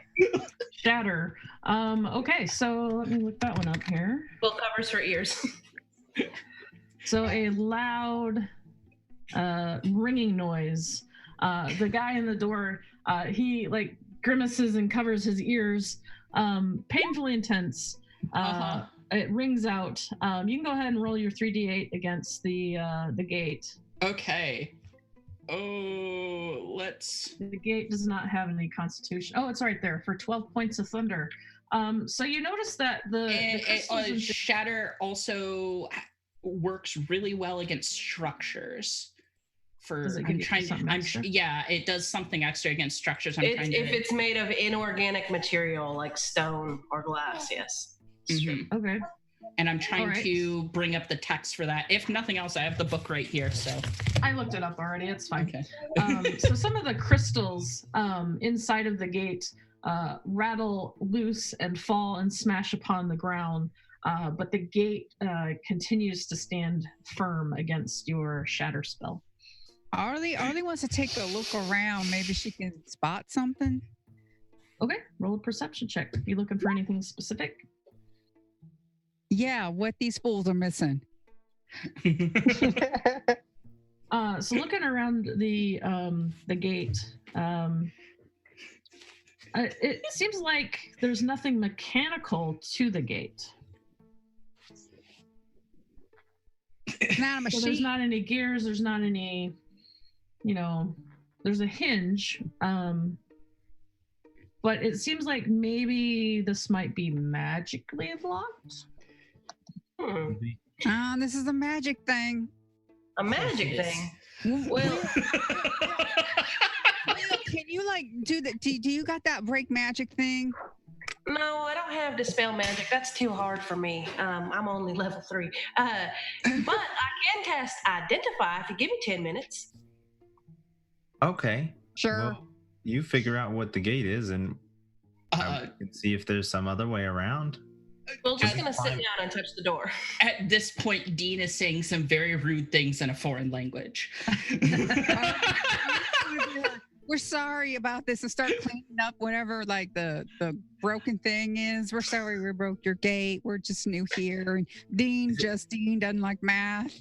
And is it possible to go climb over the gate? The gate goes up to the ceiling, but that's a good question. Oh dang! I have some rope. I was gonna.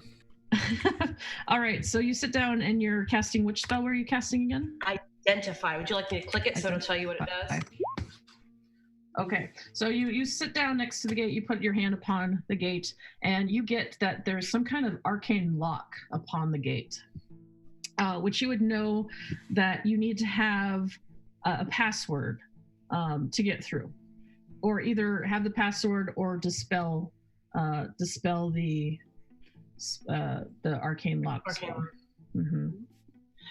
Excuse me, sir, Mr. Gatekeeper person? Yes. Do you know the password for the gate? I don't know the password for the gate. Normally, I just let people in. Oh. Wait, I think I know. Is it the letter E? The letter E. No, honey, that was the last. That was good. That's a good guess, though. Good guess. Ask if it's corn. Does this button thing give us the password? Isn't there like a button on the side? Yeah, you can go over and touch the button if you want. I'll go touch the button. Maybe this gives us the password. Okay, so you press the button and you hear like this ding dong ring from behind you. Or inside of the building, rather. Is that the password? Nothing happens. How big is the opening that the gatekeeper pops out of? Munchkin size. You probably wouldn't fit in through the Mr. Gatekeeper, do you think we could just come in through the hole there? Well, I am not allowed to let you in. I'm sorry. All visitors must pass through the gate as official visitors. Well, how do we get a permit? I'm so done you with have to get a bureaucracy in permit from every inside. What do people say? But when they come to the gate, do they all say something? Do they all say the same word? They say, "Hey, let me in." Hey, let me in. I can't because I can't get the gate open. I'd say it to the gate. Hey, let me in. Nothing happens. I feel like I'm at a vaudeville show. You said there's like more to the city. Where else could we look around and go? Well, if you're looking for lodgings, the Silver Dragon Inn is very nice. Well, maybe someone there has been inside. We could ask around, see if anybody's been through the gate. Sure, try that. Anyway, I've got to get back to work. Hopefully they'll fix my help ticket here soon, but I don't have any hope for that. Usually takes them a week to fix it. So You should really consider streamlining your system for repairs, and I could help. Perhaps we could hire you, but again, I'd have to get somebody to let you in. This is going nowhere. I got to get back to work. Good luck to you all. And he closes the door and disappears back into the building. Dean says more vulgar words than Talagi, but not that anyone can understand him, but they can understand the tone, I think. The tone, yeah. We'll speak 4 languages, I think. I heard that term often. Yeah, you probably heard Dean say those Anybody words. at the inn has been probably just dust off his hat and goes, "I'm going to the inn." Before she goes, Arlie goes up to the gate and says, "Dog." Yeah, Will's pulled out her little notebook and she's just like, "Wizard, Oz, Munchkin Land, open sesame." Just saying words at the door. Yeah, nothing happens. We've done so much work today. I think we deserve a drink. Yeah, let's make our way to the inn and see if we can figure out something from there. For once, I need to gather my wits about me. I'm letting my temper get the best of me. All right, so you turn around and go towards where the gatekeeper was pointing you towards, and you come across an inn that has a silver painted dragon hanging outside of the inn, kind of slowly flapping in the breeze a little bit. Guys, go on in.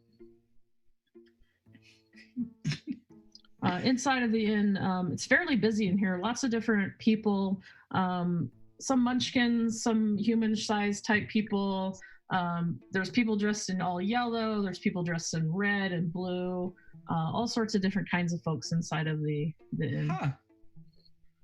I'm gonna start asking around, just random people. Excuse me, have you seen the wizard? Do you know the wizard? Have you been through the gate? The gate's been broken for a week or so now. Nobody's been getting in to see him. Is that a common story around here? It happens occasionally.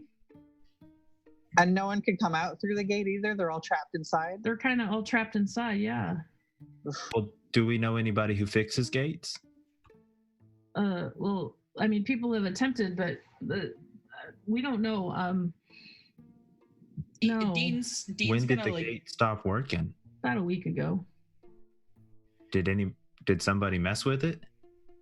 I don't know. Well, let me ask y'all, anybody got any spells, any spell books I can copy down? Anybody know dispel magic? I can learn it, I just don't know it.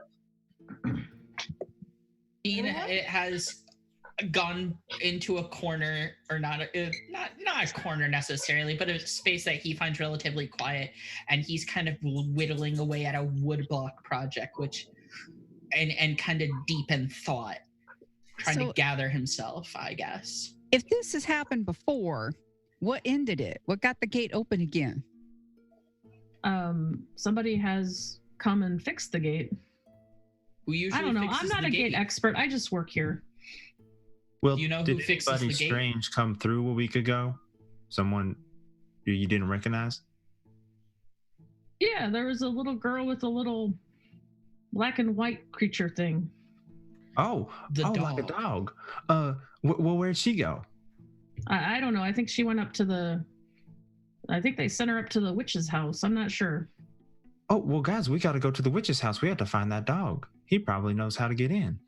Dean is just gonna look directly at Duncan as if to say, please, do you know the words that you just said that came out of your mouth right then? You want to go to a witch's house? Not all witches are bad. Yeah, hey, now, witch used to be a word to describe the people who could do what I do. And I'm not evil, now would you say?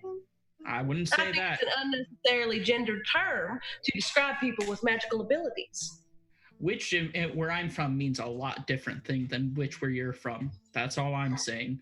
My dad, his best friend's sister, is a witch, and she was all nice and stuff. So, yeah.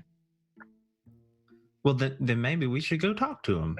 I'm sure Will could talk about magic, and we could see where the dog went.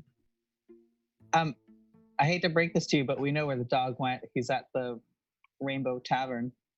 Then maybe we should find out where the girl that the dog was with was at. Yeah. Or I think that dog wants us to find its owner. Well, then let's go. That means going to the witch, doesn't it? Mm-hmm. Looks like a trusty hammer, and I'll direction of the witch's house.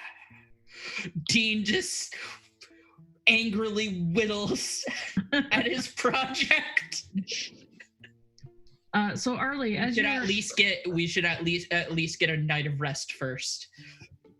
Arlie, as you're sitting inside of the tavern, kind of talking about witches, you look over and you see a yellow-clad person holding a giant lollipop.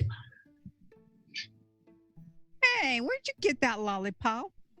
And you see that the lollipop has got like a long stick, and it's like the sucker part is like this big, and it's very fancy looking. And you notice that it's got some leaves and some grass and some dirt kind of on it. And he says, I found it outside of town. Which town? This town.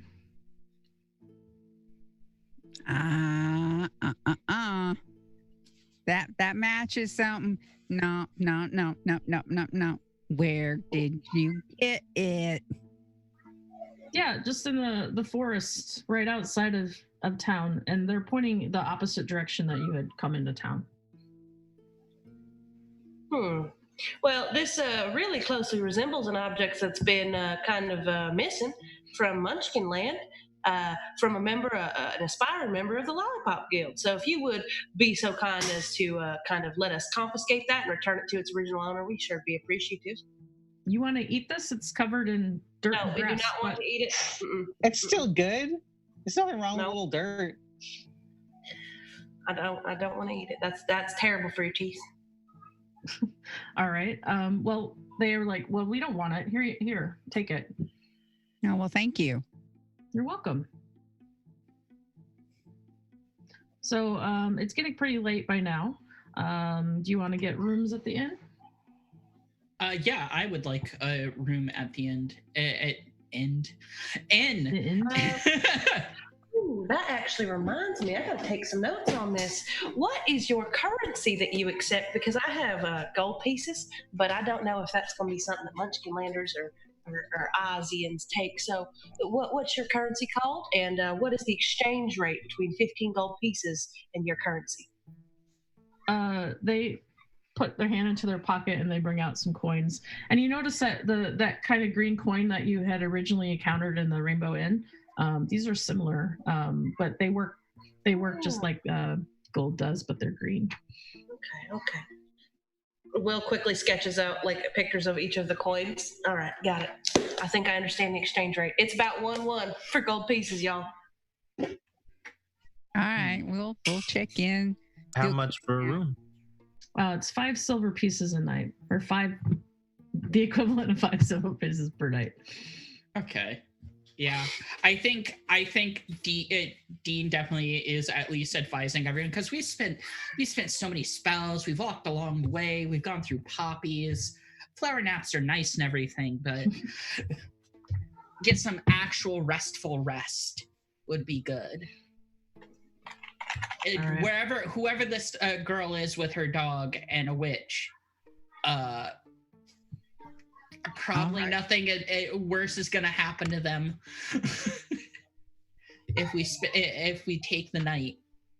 I suppose that's a good idea. We get a little rest here and start up early, fresh in the morning. Mm-hmm.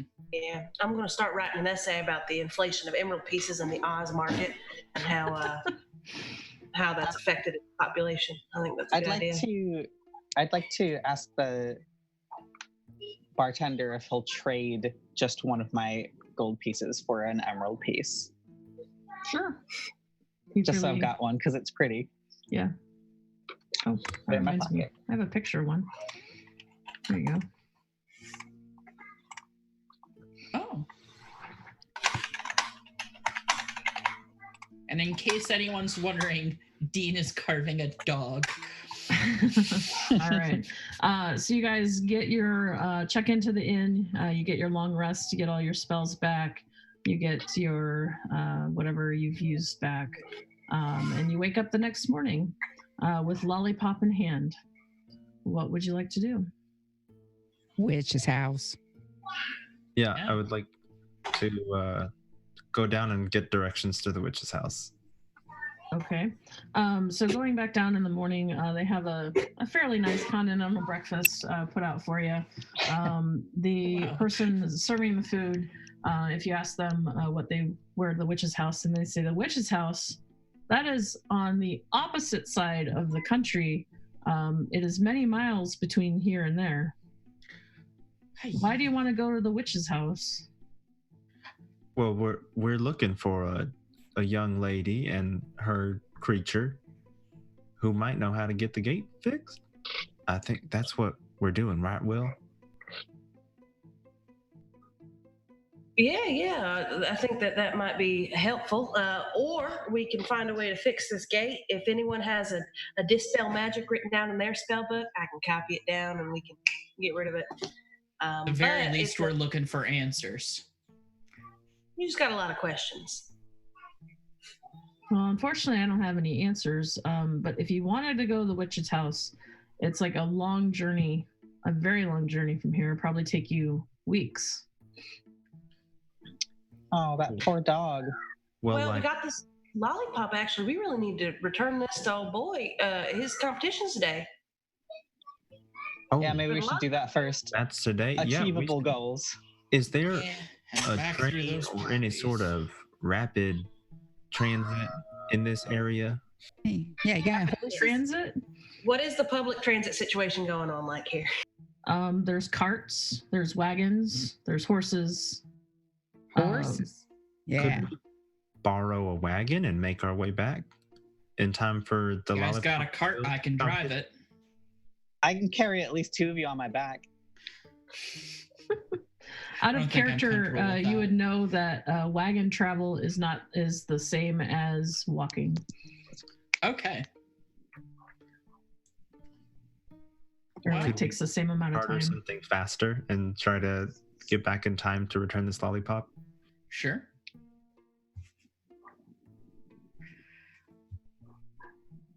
Well, I could use this here polymorph and turn one of you into a cheetah.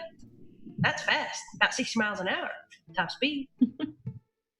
And then I could just affix the lollipop to you, and you can get there lickety split.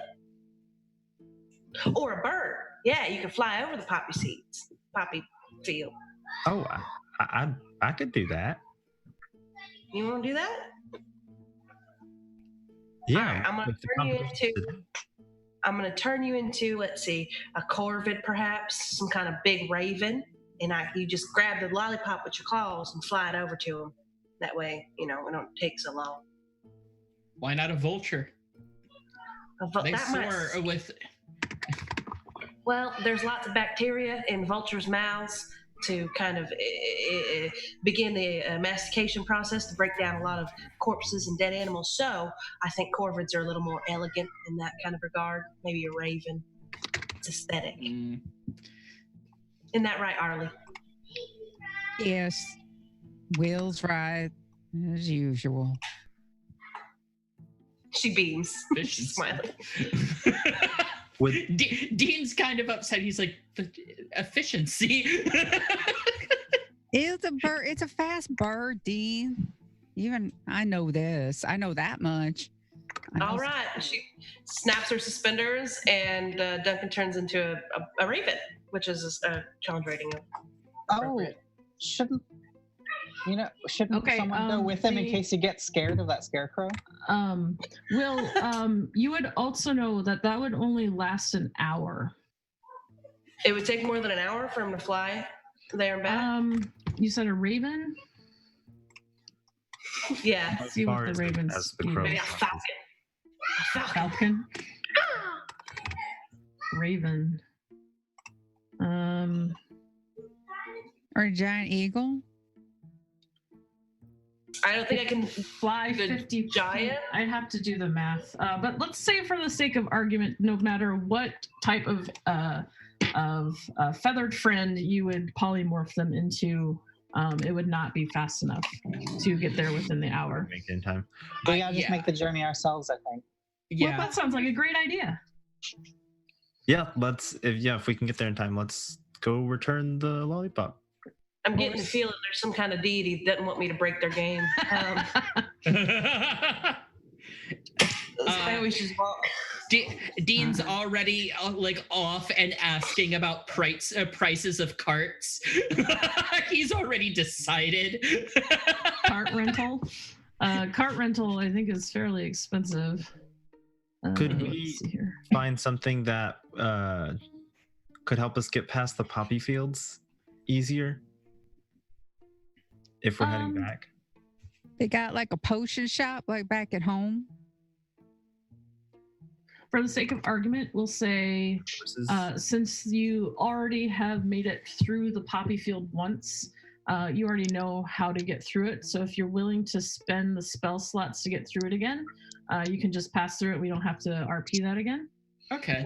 Yeah, maybe this time, Will can do a few more of those frost things. So you two maybe only have to do the water thing maybe a couple times because we figured out. Yeah, I mean, it'll take longer, but I can do the ray of frost all day as long as my finger doesn't get all frostbitten. Well, so yeah, why don't we patch just you up if it does? Say that instead of spending 3 spell slots each, you only spend 2 spell slots each. Okay. And then between that and you've done this once before, you're much more efficient at getting through the poppies. All right. Is that fair? Yeah, that's fair. Sounds good. All right.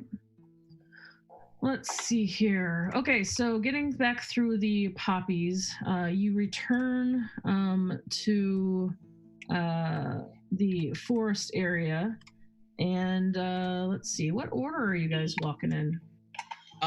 Well, Arlie be in front. Probably up first.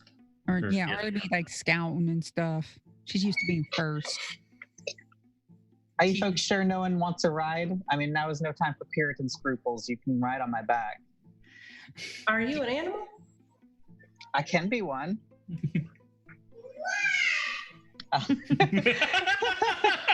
Yes. Why? I'll be shaped into a draft horse. Okay. Okay. So this is after the poppy field, I presume? Mm-hmm. All right, so you turn into a draft horse. Give me 1 second here. I gotta switch over the map. That is our druid friend. Kingdom is now a draft horse. I'm a dapple gray draft horse. A gray draft horse. All right. So coming through the woods again, you come across a lion sleeping in the middle of the road. Oh, oh no. Oh. Be careful, guys.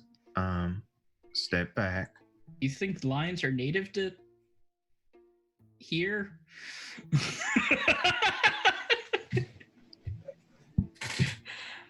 Oh no.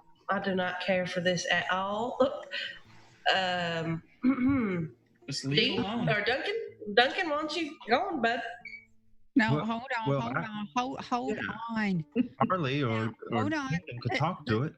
Hold on. Kingdom, you stay a horse. I'll do some critter talking. Okay, so I'm going to cast because I got speak with animals. And I'm going to approach a lion and be like, "Hi, really sorry to wake you. Excuse me. Hi, Arlie is my friends. Know you're sleeping. No sleep's important. Do you mind if we just like walk around you, all safe and stuff?" And which ability are you using right now? Speak. Yeah. Okay, you're casting a spell. Okay, got it.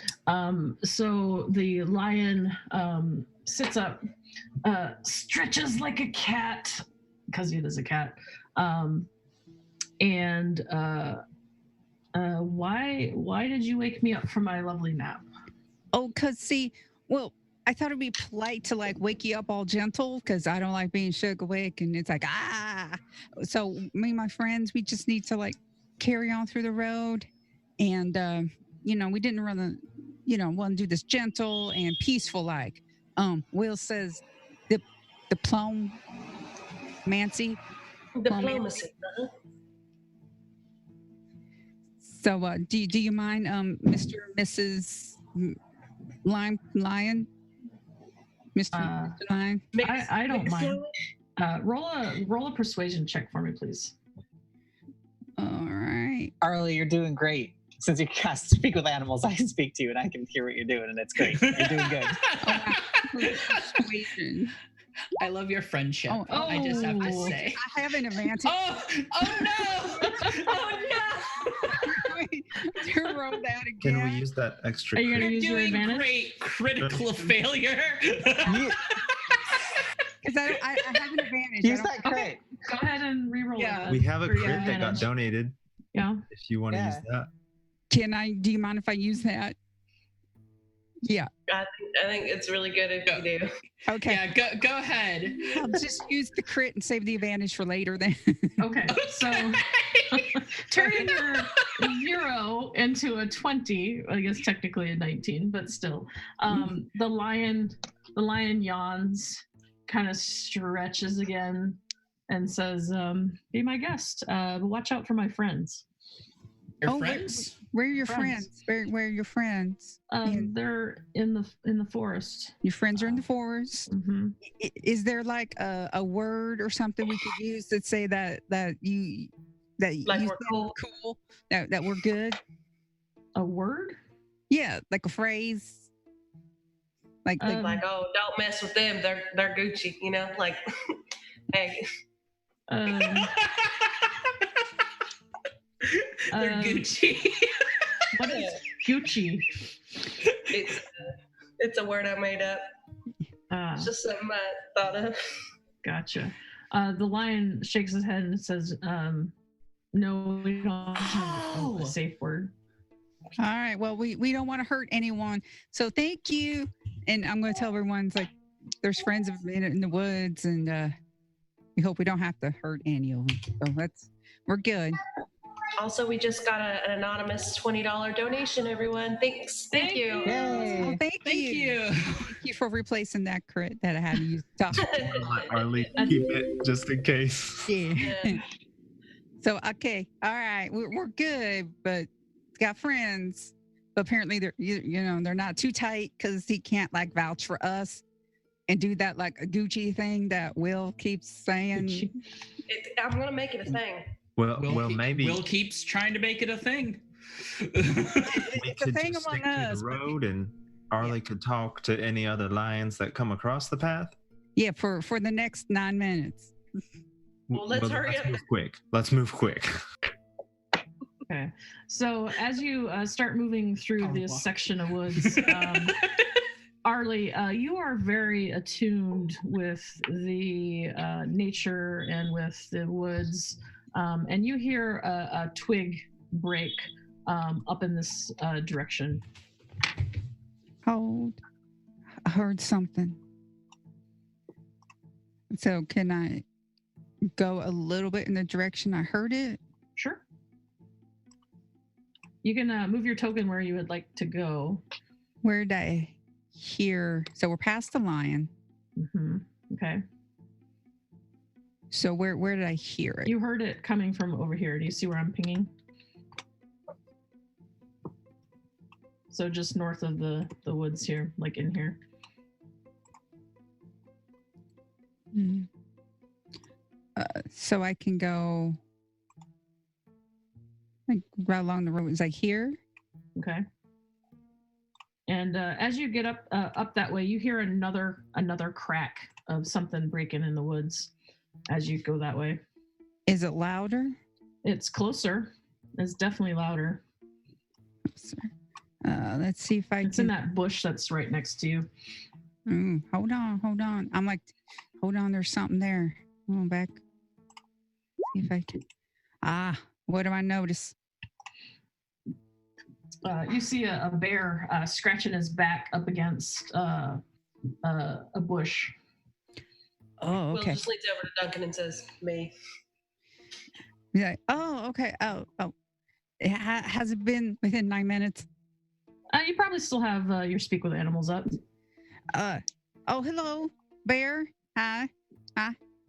You okay there? Back itches. Oh, yeah, rubbing against a tree. That's a good idea.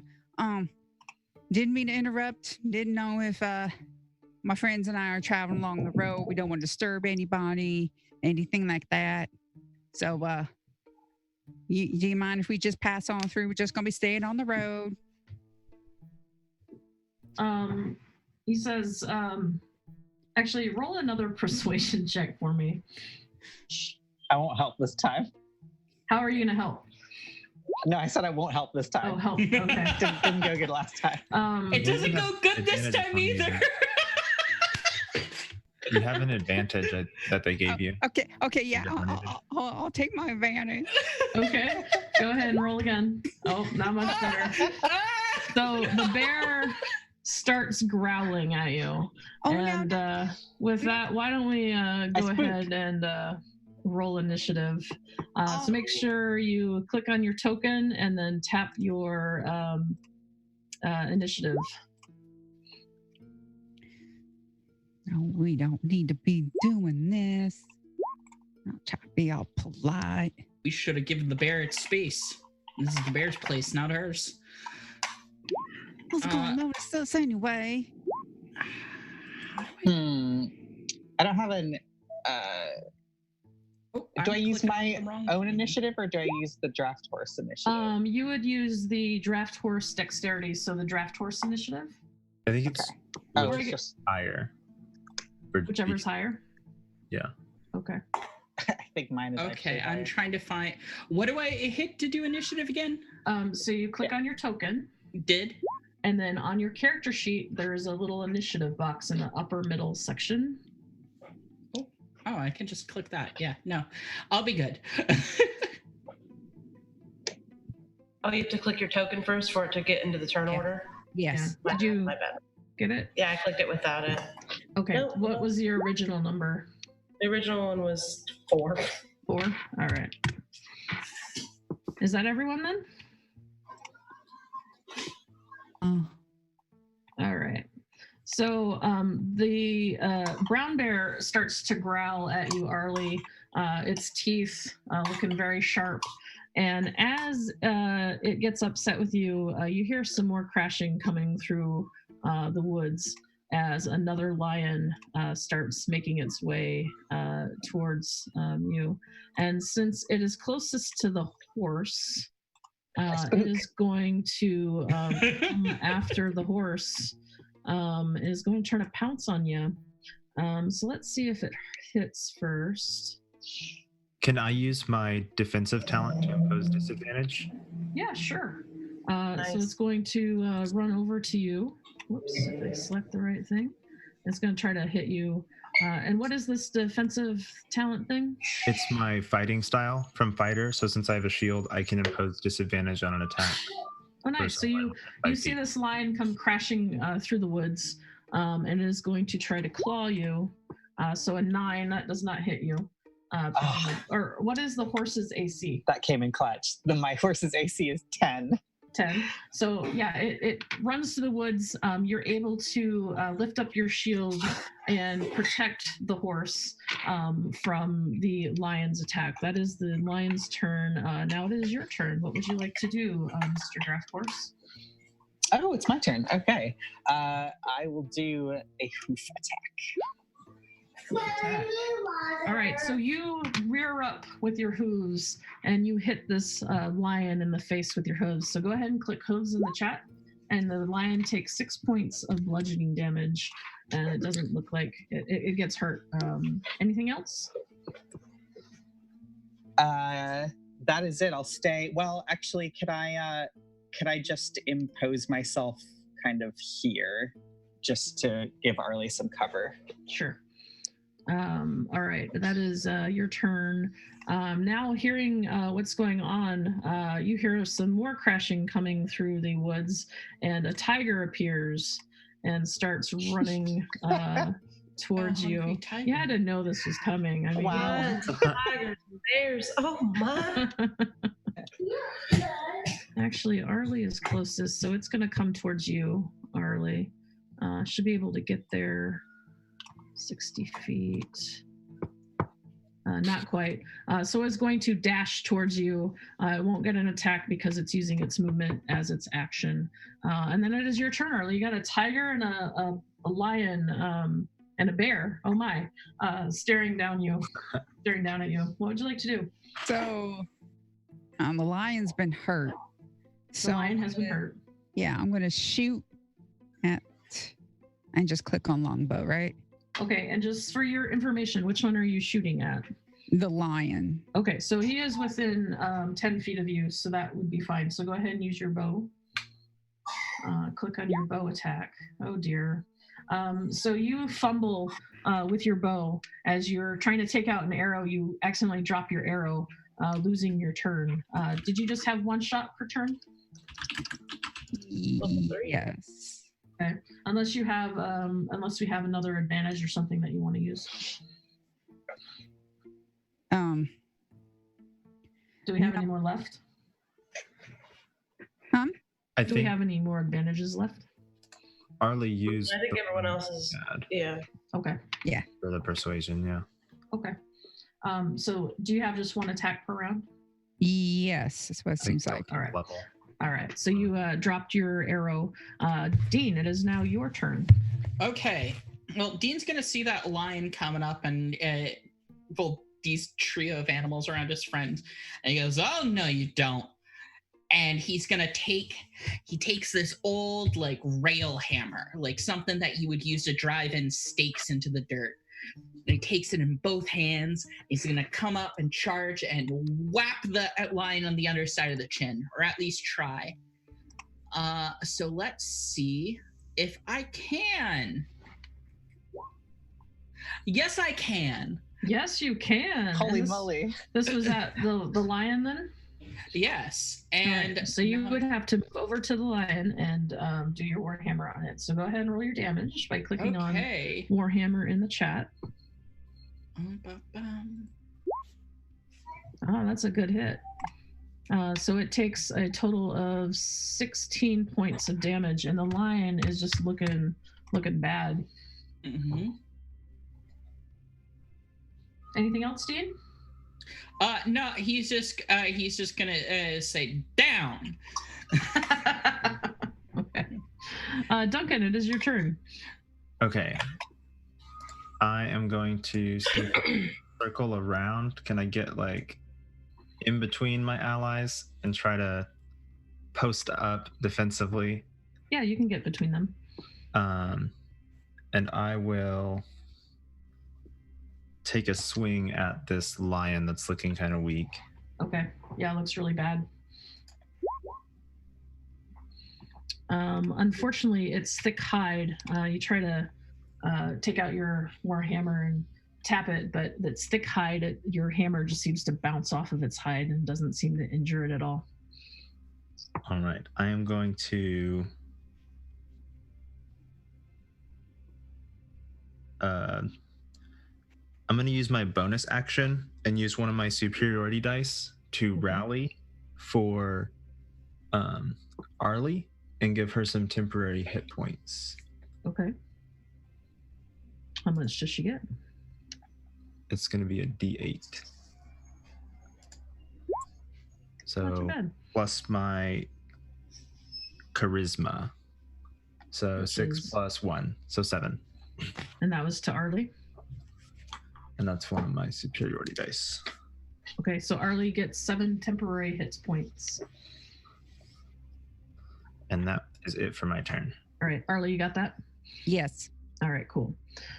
Okay, so after Duncan's turn, there's more crashing coming through the trees and the bushes, and another tiger appears. It is going to run, kind of getting cramped over there. 40 feet. It can move 40 feet, so it should be able to move up to there, and that is its turn. And now it's the bear's turn. It is going to come over at you, Arlie, and is going to try to bite you, and then it is going to try to claw you. So it misses on the 7. The 22, I presume, hits. Yes. For 11 points of slashing damage from the bear. Can I then use my sentinel feat to make an attack against the bear with my reaction? Yes, you can. Okay. That's a great feat, by the way. I am here to protect. I am not good at it. So once again, the bear running through the brush throws your attack a little bit off, and you swing and a miss. Will, we are to you. Will is going to say, all right, I'll take care of one of them while y'all do the rest. Hey, Tiger, what's the fiercest flower in the garden? Tiger Lily. And she's going to cast Hideous Laughter on the tiger. Which tiger? Oh, I'm sorry. I didn't see the second one. The one with the blue dot on it? The one that's directly tiger. in front of John. Yeah. Okay, so it needs to make a wisdom saving throw? Correct. Okay, wisdom saving throw for our tiger here. It fails. So the blue dot tiger, you see it kind of cock its head like this, and then except it's like roars, and it falls prone, right? It falls prone, laughing in tiger growls, and it is prone now, laughing its little butt off, so it is prone. Anything else, Will? That's all I got. I'm only level 3. All right. The lion that you guys had talked to is just sitting where it was, just kind of licking itself, like cleaning itself like a cat does. And we're to our horse. What would our druid like to do, Kingdom? Hoof attack on the tiger that was messing us up. Does your tiger have reach? Does it have a 10-foot reach? My hoof attack? Yeah. No, it's 5. Okay, so then you would not be able to reach the tiger. Oh, are people in You the could way? get the lion. He hit the lion. Oh, I meant the lion. Sorry. Okay. Yes, I will attack the lion. Okay, cool. 19. So again, you rear up on your hind hooves, and your hoofs come crashing down onto the lion. And yes, that definitely hits the lion for 7 points of bludgeoning, and the lion goes limp. Anything else? Can I move on top of it? Yes, you have your full movement. Whatever your draft horse movement is, yes. Yeah. So I imagine the horse just kind of giddies up and just kind of stomps on the lion. Yeah, just like panic stamping. Yeah. All right. That is your turn. It is the Blue Dots Tiger's turn. Duncan, you are right there, so it is going to try to get you with its bite. Nope, can't do that. It's Hitty's laughter. Oh, that's right. You're right. It's laughing its butt off, isn't it? It can use its turn to try and get out and make another wisdom save. That's at the end of its turn. Thank you for remembering that for me. So it is going to try to wisdom save again, but it fails. So it continues to be prone, kind of rolling around on the ground, going ha ha ha ha ha, as a tiger does. Arlie, it is your turn. I'm going to take a shot at the pink dot tiger. Okay, so you're gonna be firing a shot past our druid. So I'm gonna probably give the tiger a little bumped up AC because it has a little bit of cover. Can I can. Sorry. No, I mean it's not gonna be very much, but it will have a little bump to its AC. I think I'll move. I know I'll provoke an attack of opportunity. I can try to move you later. I can try to maneuver you on my turn. You only get one attack of opportunity because Blue Dot Tiger can't hurt you. That's right. So the bear is going to try to claw at you as you move away. 17 to hit? Yeah. All right. So you take 11 points of slashing damage. Ow. And now what would you like to do? Ow. Take a shot at the the pink dot tiger. Okay. Go for it. Your arrow flies true and lands into the side of the pink dot tiger. Go ahead and click on longbow in the chat and roll your damage for 6 points of slashing damage. And it's not injured, right? It is now. Okay. Anything else? Oh, and everyone should see that Arlie is like she's tough, but you see some blood because she's got 10 hit points. That's don't worry, I got you covered. I know you do. Dean, it is your turn. What would you like to do? Actually, Dean does see that, and he's gonna kind of glance over, and he's going to take a deep breath in through his nose and out through his mouth, and he's gonna cast Cure Wounds. I believe I have to be right up on that though. Yeah, you need a touch spell. Yes, but you get nice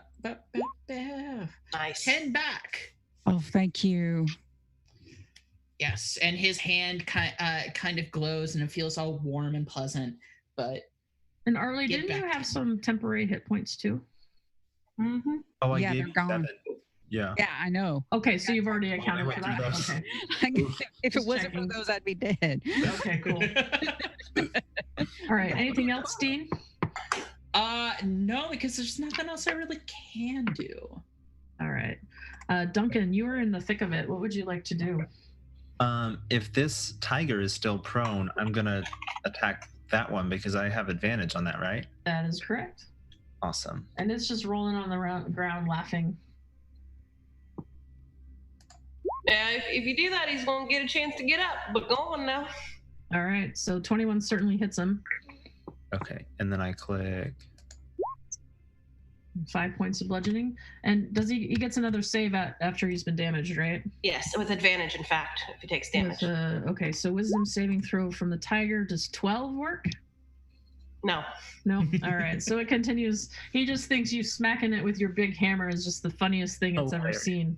And it continues to roll around on the ground laughing. It might as well have let out a rubber squeak. Yeah.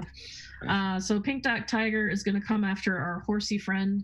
Let's see here. It is going to try to claw the horse. Can I disadvantage? He misses regardless. Oh, okay. Or 9 misses, right? Yeah. Yes, it does. All right. This turn is the bear's turn. Duncan is the only one standing there, so poor Duncan is going to take a bite attack and a claw attack from the bear. Oh! So 11 probably misses you. Does 20 hit? A 20 does hit. Can I All right. do another superiority dice to parry this and reduce the damage? Yes. It would be a D8 plus my dex. So 9 damage. Okay, so it slashes into you, but somehow you're able to get your hammer in the way and you take no damage, right? How's Duncan looking as far as health goes? Duncan's healthy as hell. He looks Okay, fine. Good. I mean, there's a Good. brown bear chewing on him or clawing on him, but he's going all right. He's a big boy. He can I just handle want to make sure. All right. I have to look after all these guys. Right. Will, it is your turn again. Will's gonna be like, all right, now Arlie, back up. I've only done this in tests before. All right. And she's gonna cast Scorching Ray, which she gets to make 3 ray attacks. She's gonna do 2 on the brown bear and then 1 on pink dot tiger. Okay. So that's the first one on brown bear. I assume Brown it's a bear. hit. That does not hit him. It flies wide and hits a tree. The second one certainly does. All right. And then the third one is on pink dot tiger, which also misses. Great. Love that. That one also misses. So the second one hits. So go ahead and roll your 6 points of fire, and that was against the bear, right? Yeah. All right. So a scorching ray radiates out from our friend Will, burns the bear. A little patch of fur catches on fire on the bear. He doesn't like that too much. Anything else? Nope. All of my spells are actions. I hate wizards. Go on. All right. That lion is dead. Horse's turn. Okay, guess what? It's another hoof attack. I'll do it on the pink dot tiger. Okay. Yep, you rear up, standing in the gore of the dead lion, and you hit the tiger for 9 points of bludgeoning damage. All right, tiger does not like that very much. Anything else? I toss my mane around and look incredibly picturesque. I imagine like one of those Fabio commercials where he's just like, So majestic.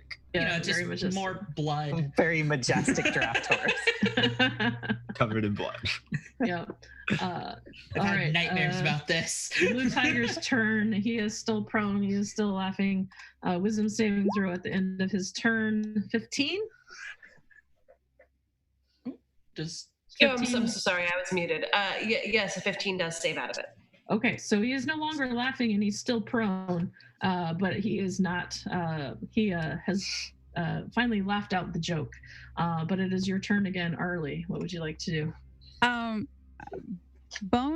Hunter's Mark's a bonus action, right? Correct. Right. Sorry, I didn't mean to. I want to cast Hunter's Mark on the pink. Pink tiger. Yeah, and then. All right. Sorry. Hunter's Mark.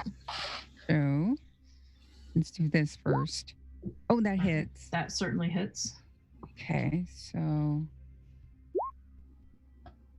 And then it's damage, so I get Colossus Slayer. Mm-hmm. Which is, okay, 1d8. Respectable damage for a turn. Yeah, and then So Hunter's that's Mark. 9. Well, the 2 points. 20 were damage. Yeah. So. So what was I was going to take the 2, but I can take the 1 if you prefer. Okay, I took the 2. Okay, so that's 9. We got 15 points of damage against the tiger. Yeah. Dang. That was a great shot. Anything else, Arlie? Nope, that's it. All right, Dean. Dean's actually gonna charge back in and help out. Okay. Because they are. I don't like the idea of leaving just these two out there on their own. So he's gonna try to take a swing. Spellcasters are fine with it. Well, you guys are all back here. You're good. I want to buff up that line a little bit. And he's gonna go in and try to take another, this time a two-handed swing at that bear. Okay. Yeah. Hello, bear. Rawr. And there we go. And I'm scrolling to it right now. Nice. Yeah. Okay. I assume that hits. That certainly hits the bear. All right. Let's do some good damage. I said good damage. 7 points damage against the bear. Anything else? That's not bad. No, but I can do a lot more. All right, we're back to Duncan. All right, Duncan is going to take another swing at this tiger that's on the ground. Okay, so this is again an advantage. Pop the head with my hammer. Mm-hmm. Yep. There, finally, can hit something. All you needed was advantage to roll well in the first one. Bludgeoning against rolled good on tiger. damage. Very nice. Tiger's looking a little beat up. It's going to be it for me. I'm going to hold fast to defend my friends. All right. Pink Dot Tiger is going to try to come after the draft horse again with a claw attack. Can I disadvantage that? You are not next to the tiger, so you're not able to put your shield. Yeah. Okay. So that certainly hits him. The draft horse takes 11 points of slashing damage. Oh, I am still a draft horse. Oh, good. Good. All right. The brown bear is going to get really pissed at you, Dean. And I'm going to go ahead and use one of my advantages that somebody donated to me. Do it! Do it! Bite attack. Yeah, okay. Guess what I'm doing? As a reaction, I get to use one of my cleric abilities. Okay. Dean's eyes are gonna spark from under his hat, and he's gonna do Wrath of the Storm, and I get to rebuke attackers within 5 feet that I can see and that hit me with an attack as a reaction, and they take 2d8 lightning damage versus, but you get to make a dex save to take half damage. Okay, so this is a reaction? Uh-huh. Wow. Okay. Oh boy. So the bear has to make a I told you I'm not afraid of lightning. So the bear has to make a dexterity saving throw to take half of the lightning damage, right? Uh-huh. Yeah. All right. It rolled a big Oh, 7. no. Take 2d8. Go ahead. Do and take it. 2d8. Go ahead and roll 2d8, Dean. Okay. So you can, in chat, you can type /r space Roll. 2d8. Yeah, 2d8. 11 points against yes! the bear. So this lightning cloud starts swirling above the bear and into the bear. Is the bear still standing? The bear is still okay. It's looking really bad. My sentinel attack? Sentinel attack. Yes, because you're standing next to him. Oh yeah. So who took those 3 attacks, GM? Or okay, so unfortunately the 10 misses. Okay, so Dean, the lightning thing that you did, do you still take the damage from the bite? I take that hits me. So I do take damage. Okay, so you take 12 points of piercing from the bite. Whew. And then the claws, unfortunately, was a critical hit. So you take another 15 points of damage. Okay, well, I'm dying now. Okay. So that is a total of what, 27? No. Yeah, I'm at negative 1 now. Okay, so Dean pulls down this lightning as this bear is biting and clawing into him, and he collapses into the ground in a puddle of his own blood. Uh-oh. All right, we're to Will. What would you like to do? Will's going to go ahead and do another Scorching Ray, just to try and end this up. We'll wrap that up You like have a that little healing bit. salve? I sure don't. Please that wasn't a thing that I have. touch me with gentle healing salve. Who had that salve anyway? Don't worry, I gotcha. I need to have, nor would prefer to touch you softly, so I'm just going to go ahead. It hurts. I'm sorry. The first one is going to be at the brown bear again. That hits. Okay, yeah, that certainly hits. The second one is also at the brown bear, That and the also third one hits. Pink dot tiger. And that also hits. So all 3 of those hit. Cool. So that's 12 damage on the bear. Okay, the bear and goes 6 down. and And the tiger takes 6. Yeah. The pink dot tiger, right? Pink dot tiger, correct. Okay, pink dot tiger looks super bad. Like on its last paw. Anything else? We'll just adjust her glasses. All right, I did my best. And kind of shrinks behind Arlie a little bit. She's very tall, so it's funny. Yeah. All right. Horse, what would you like to do? Of course. I will come round here so that I'm within sight of Dean, and I will happily take any opportunity attacks that come my way. Okay, so the tiger will swat at you as you leave its area. 20 to hit the horse. Why are they critical? That's not a crit, it's just a 20 with modifiers. Okay. So the horse takes 5 points of slashing damage. That's okay. I am still a horse, but I will now drop horse form so I can cast a spell. Okay. So you turn into back into Kingdom. So let me get that switched around here for you. And dropping wild shape is like a free action, right? It's not. It doesn't take an action. Bonus action. It's a bonus action. Okay, that's still fine. And I will. Your turn was at 13, right? I think so. Mm-hmm. Yeah. I was really hoping that opportunity attack would pop me out of horse form because healing word is also a bonus action. You have the salve, right? Your wounds? Or the salve? Yeah, you have the salve. Did you guys give me the salve? I believe so. I will absolutely use that as my action. Thank you. I would love some healing salve. Slap me with that goo. I'm ready. Okay, so you apply a dose of this Gnome King's ointment to poor injured Dean. You rub it all over his body, his bleeding out body, and go ahead and roll 2d8 and add 2. Shall I roll it? Go for it, since you're applying it. 2d8 plus 2? Mm-hmm. 8. All right. So you lather this ointment onto Dean. I'm sorry if this is getting too intimate, but we gotta do this. His eyes flutter open, but he is still prone with 8 hit points. I guess better than being dead. Wedge myself in there. Yeah, Will would have slapped you with it. So we got lucky. That's fair. Anything else, Kingdom? That is it. All right. Arlie, we are to you. All right, so I'm going to shoot the pink dot tiger because my hunter's mark is still there. Yep. That certainly hits it. Oh.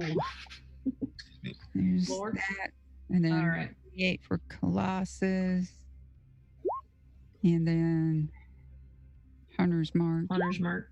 All right, well, that's super overkill because it had 1 hit point. So you shoot this arrow into the tiger. It hits it directly in the forehead. You see the arrow crack through its head, and it falls dead. Then as a bonus action, I'm going to move my hunter's mark over to the last living tiger. Blue dot tiger. All right. All right, it is the tiger's turn. It stands up using half of its movement. And it growls a mighty growl. And then it is going to come after Duncan. So a claw attack at you, Duncan. That misses you. Yeah. Dean, it is your turn. And by the way, the other lion is just continuing to lick it and clean. Of course. We're cool with him. Yeah. We got no beef. I can move you on my turn. Dean is just gonna look at that tiger. Well, first he's gonna look at the bear. The bear's down. That's fine. He's gonna look at that tiger, and then he's gonna give a real sharp whistle and cast Shatter again. Okay. Okay. Would you put that in the chat again? And you still have yeah. the spell slots for that, right? Yep. That is a spell slot for me. Constitution saving throw from the tiger. 14. So it passes, right? Yeah. Yeah, But it still takes half damage. I believe so. Yes. So 7 points of thunder damage as this thunder rolls through the forest. Mm-hmm. Okay. Oh, I'm gonna channel divinity, just for the sake of it, and just I'm gonna use one of my abilities, destructive wrath. I just do max damage on it. Oh, okay. So it takes the full 15. Amazing. Yeah. So I need to add another 8 points to that because it already took half. So it's this thunder damage just wrecks this tiger. Anything else? No, he just kind of grunts and stands up, dusts himself off, puts his hat back on, and says, "Don't mess with my friends." Duncan, it is your turn. Okay, I'm going to take an attack at the tiger, and I'm going to use the crit that I have been holding on to for a while. Okay. So natural crits. Okay. All right. So roll. What is your hammer? Is it 2d8 plus your strength? So 4 plus another another d8. Okay. Oh, sorry. I thought I rolled 2d8 there. That's okay. So we're going to take the 4. We're going to take the 5. So that already adds your modifier to it. So we're going to do a total of 9 points. And then I'm going to use a superiority dice to do maneuvering attack. You don't have to, because as you just have this like God-inspired ability just to whack this tiger really hard, it goes down in a pile of blood. And Dean did inspire me to crush this tiger. Yeah. We are out of initiative, and you have survived the lions and tigers and bears. Oh my. Oh my. Dean is actually gonna look around and make sure if anyone looks particularly hurt, and he's gonna use his last level 1 spell slot to cast Cure Wounds on them. Wow, why don't we before himself. Don't we have more of that salve stuff? Yeah, you still have 3 more doses of it. Oh, sure, but this is I'm just saying, kind of like this is his priority as a character, sort of thing. If you want to hold this spell slot, I think we can sab up. Okay. How is Arlie do looking? that then. Yeah, how are you looking, Dean? I've been better. Dean looks the worst. Yeah, like I said, he just kind of looks down at himself, looks up, and goes, "I've been better." Maybe we could just Dean, you want some more of this? You want some more of these magic hands? Magic hands me up. I give him another It just looks absolutely defeated. Will just turns away. I will let you all have your moment. All right. So Kingdom is putting the ointment onto Dean right now, right? Mm-hmm. All right. So Kingdom takes out the jar of ointment again and just slathers Dean down with his ointment. You get 7 more hit points back. Yay! Thank you. You know, you've got such nice skin. Thank you. I take good care of it. Cocoa butter.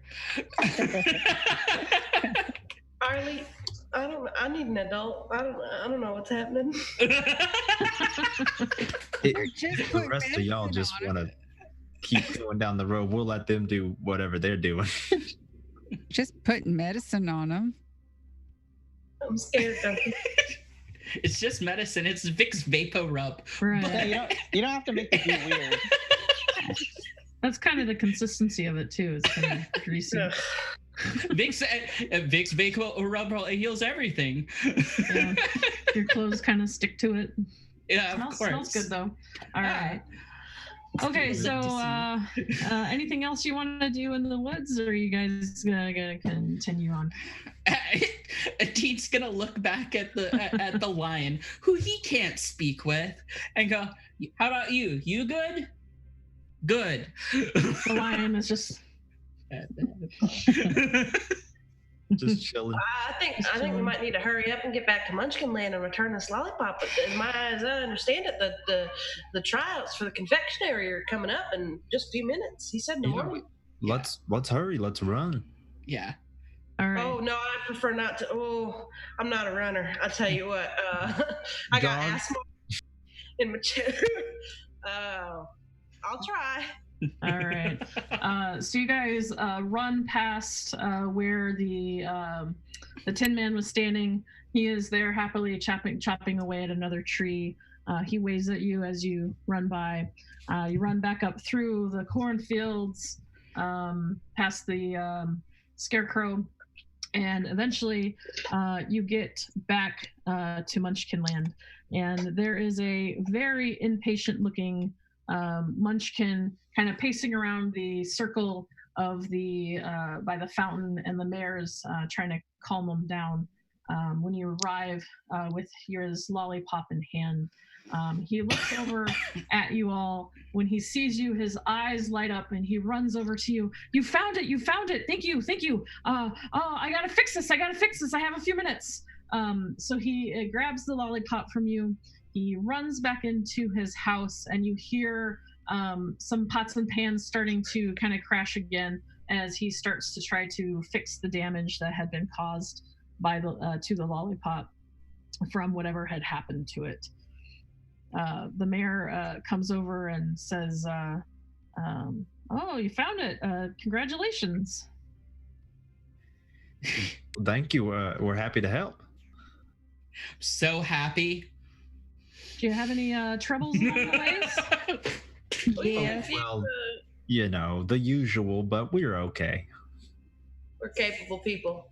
Capable people.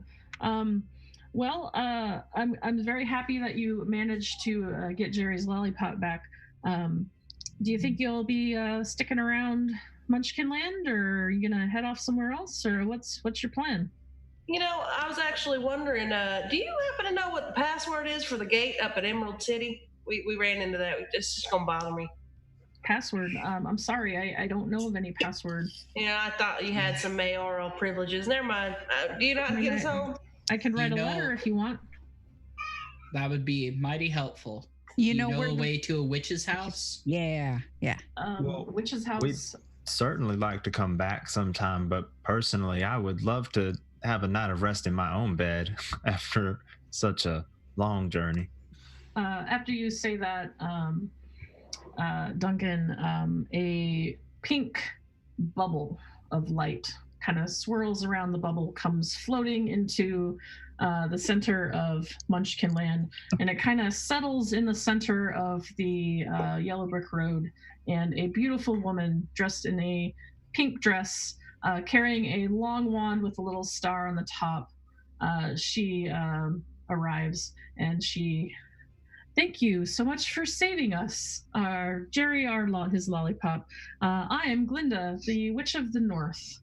Oh yeah, no, it was pretty easy. It's no problem. Are you the witch with the password?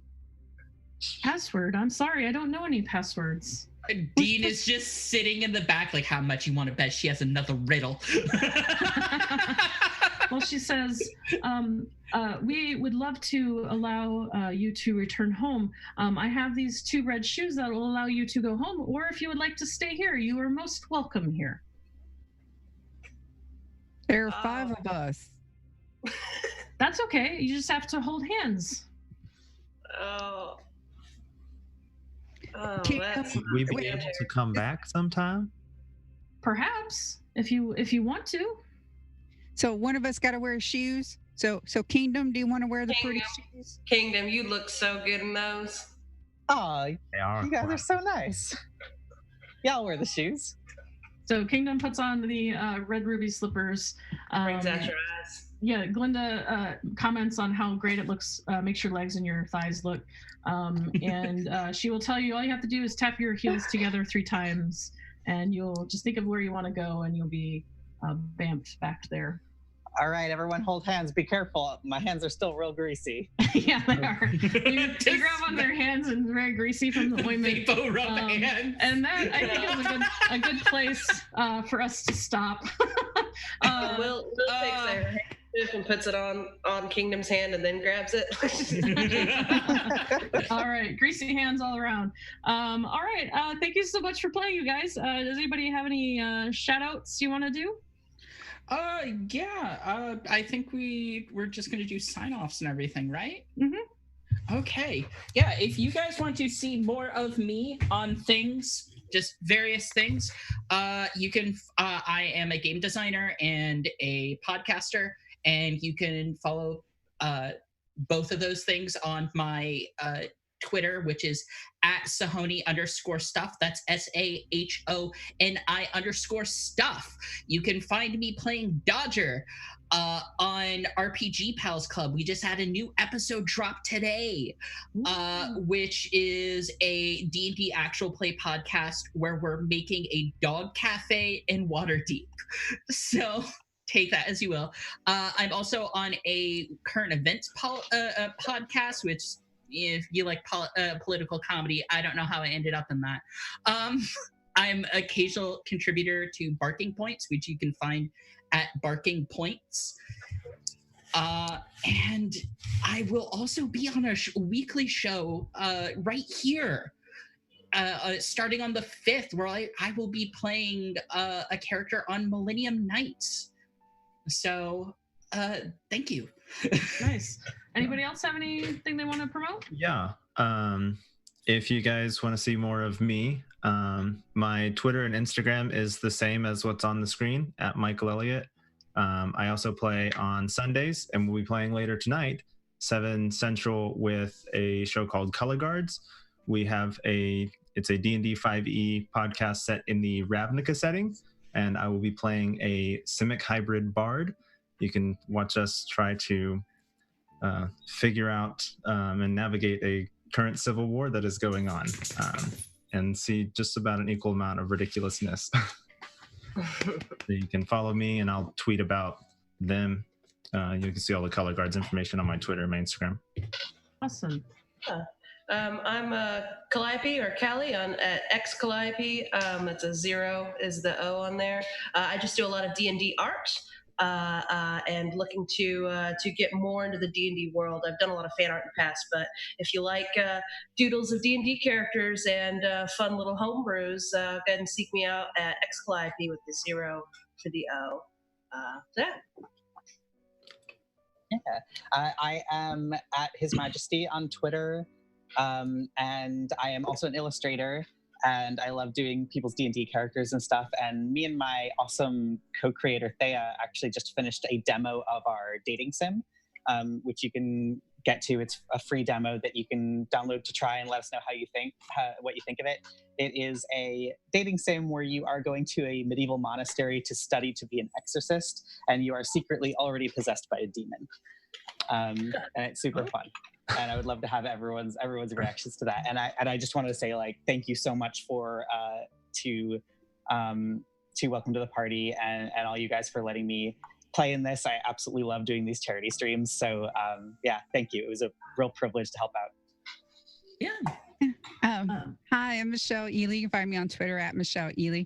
On the Welcome to the Party channel on every Tuesday at 8 p.m. Eastern. I'm part of the Rifts game, where Rifts is science fiction, fantasy, steampunk. Basically, does this exist in Rifts? The answer is always yes. That's how crazy it is.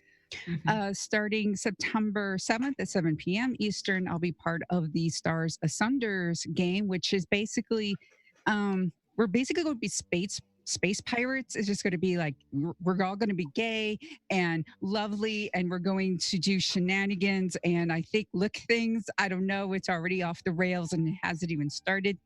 I would like to thank everyone who watched, and I really special thanks to everyone who donated, not only just during our stream, but up to all of this. I work in education, and I actually used to work in Southern California.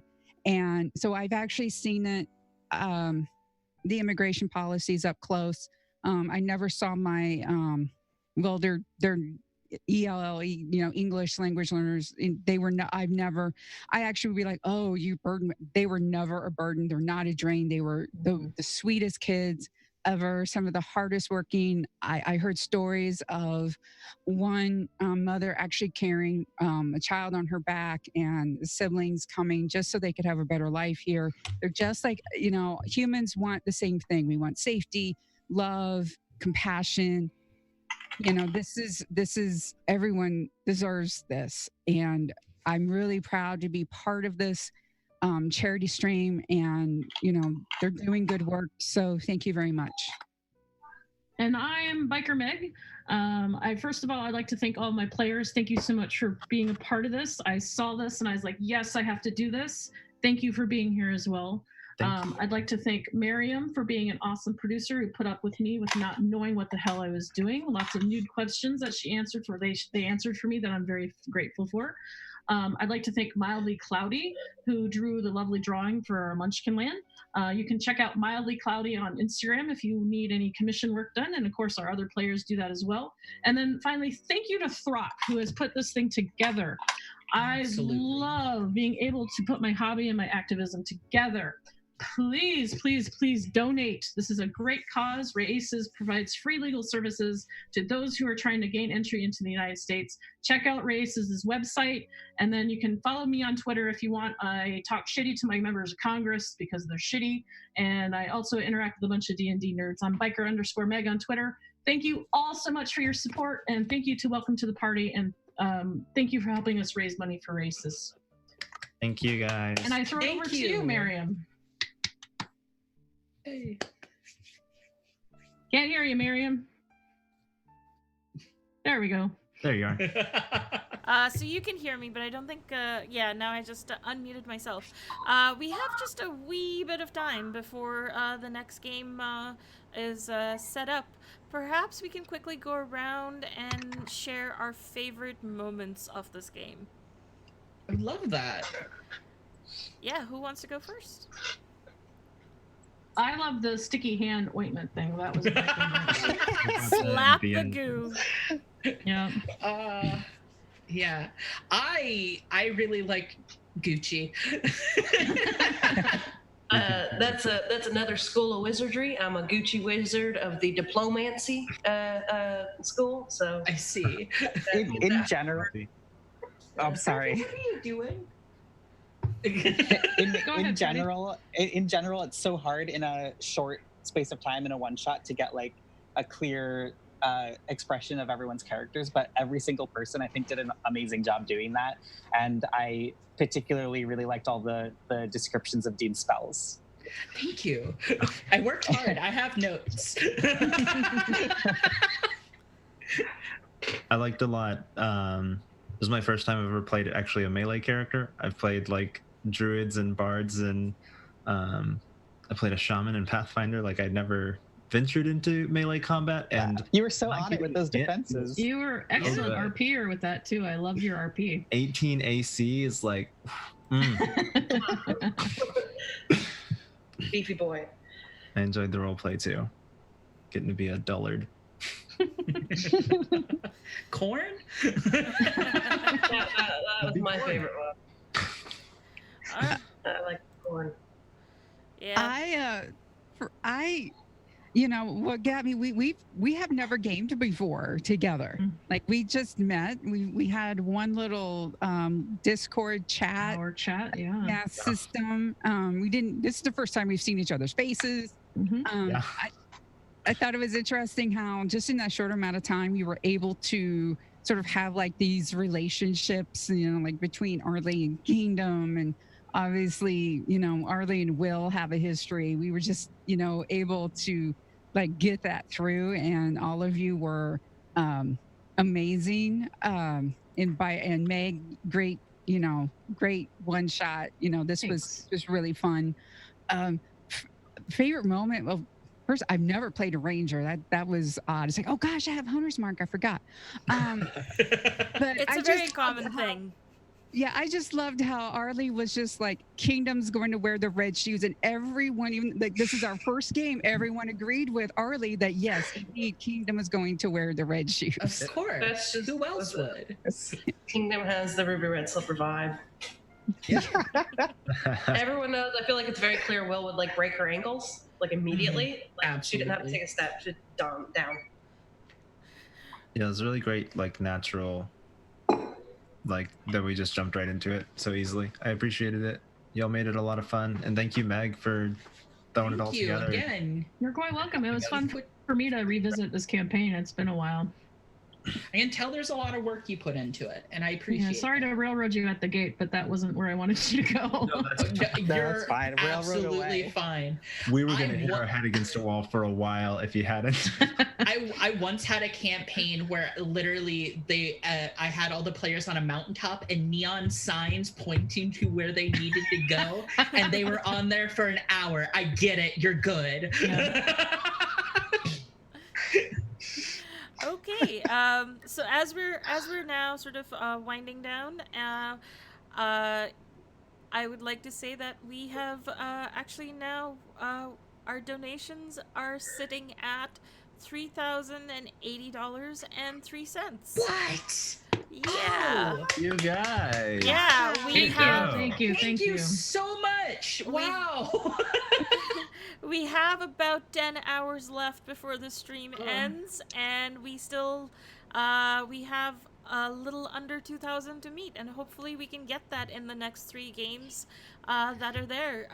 There is a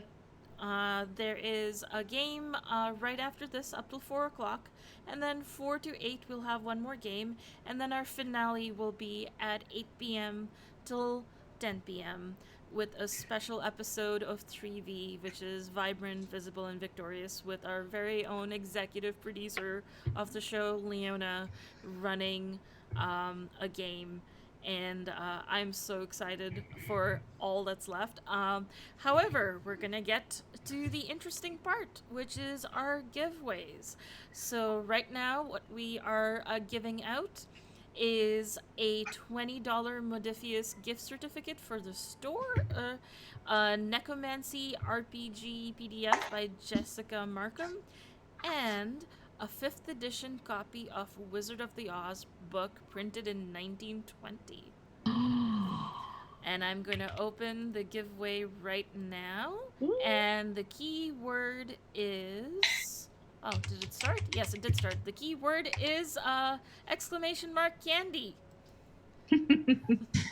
So we will continue this. We will have the giveaway open until shortly before the next stream starts. We are going to right now end the stream and let the other stream start up pretty soon. And yeah, stick around for more. And thank you all for coming and and playing. Thank you and so much. Nice. now let's just wave awkwardly as I switch us out. As we fade to black. Bye. Thank you.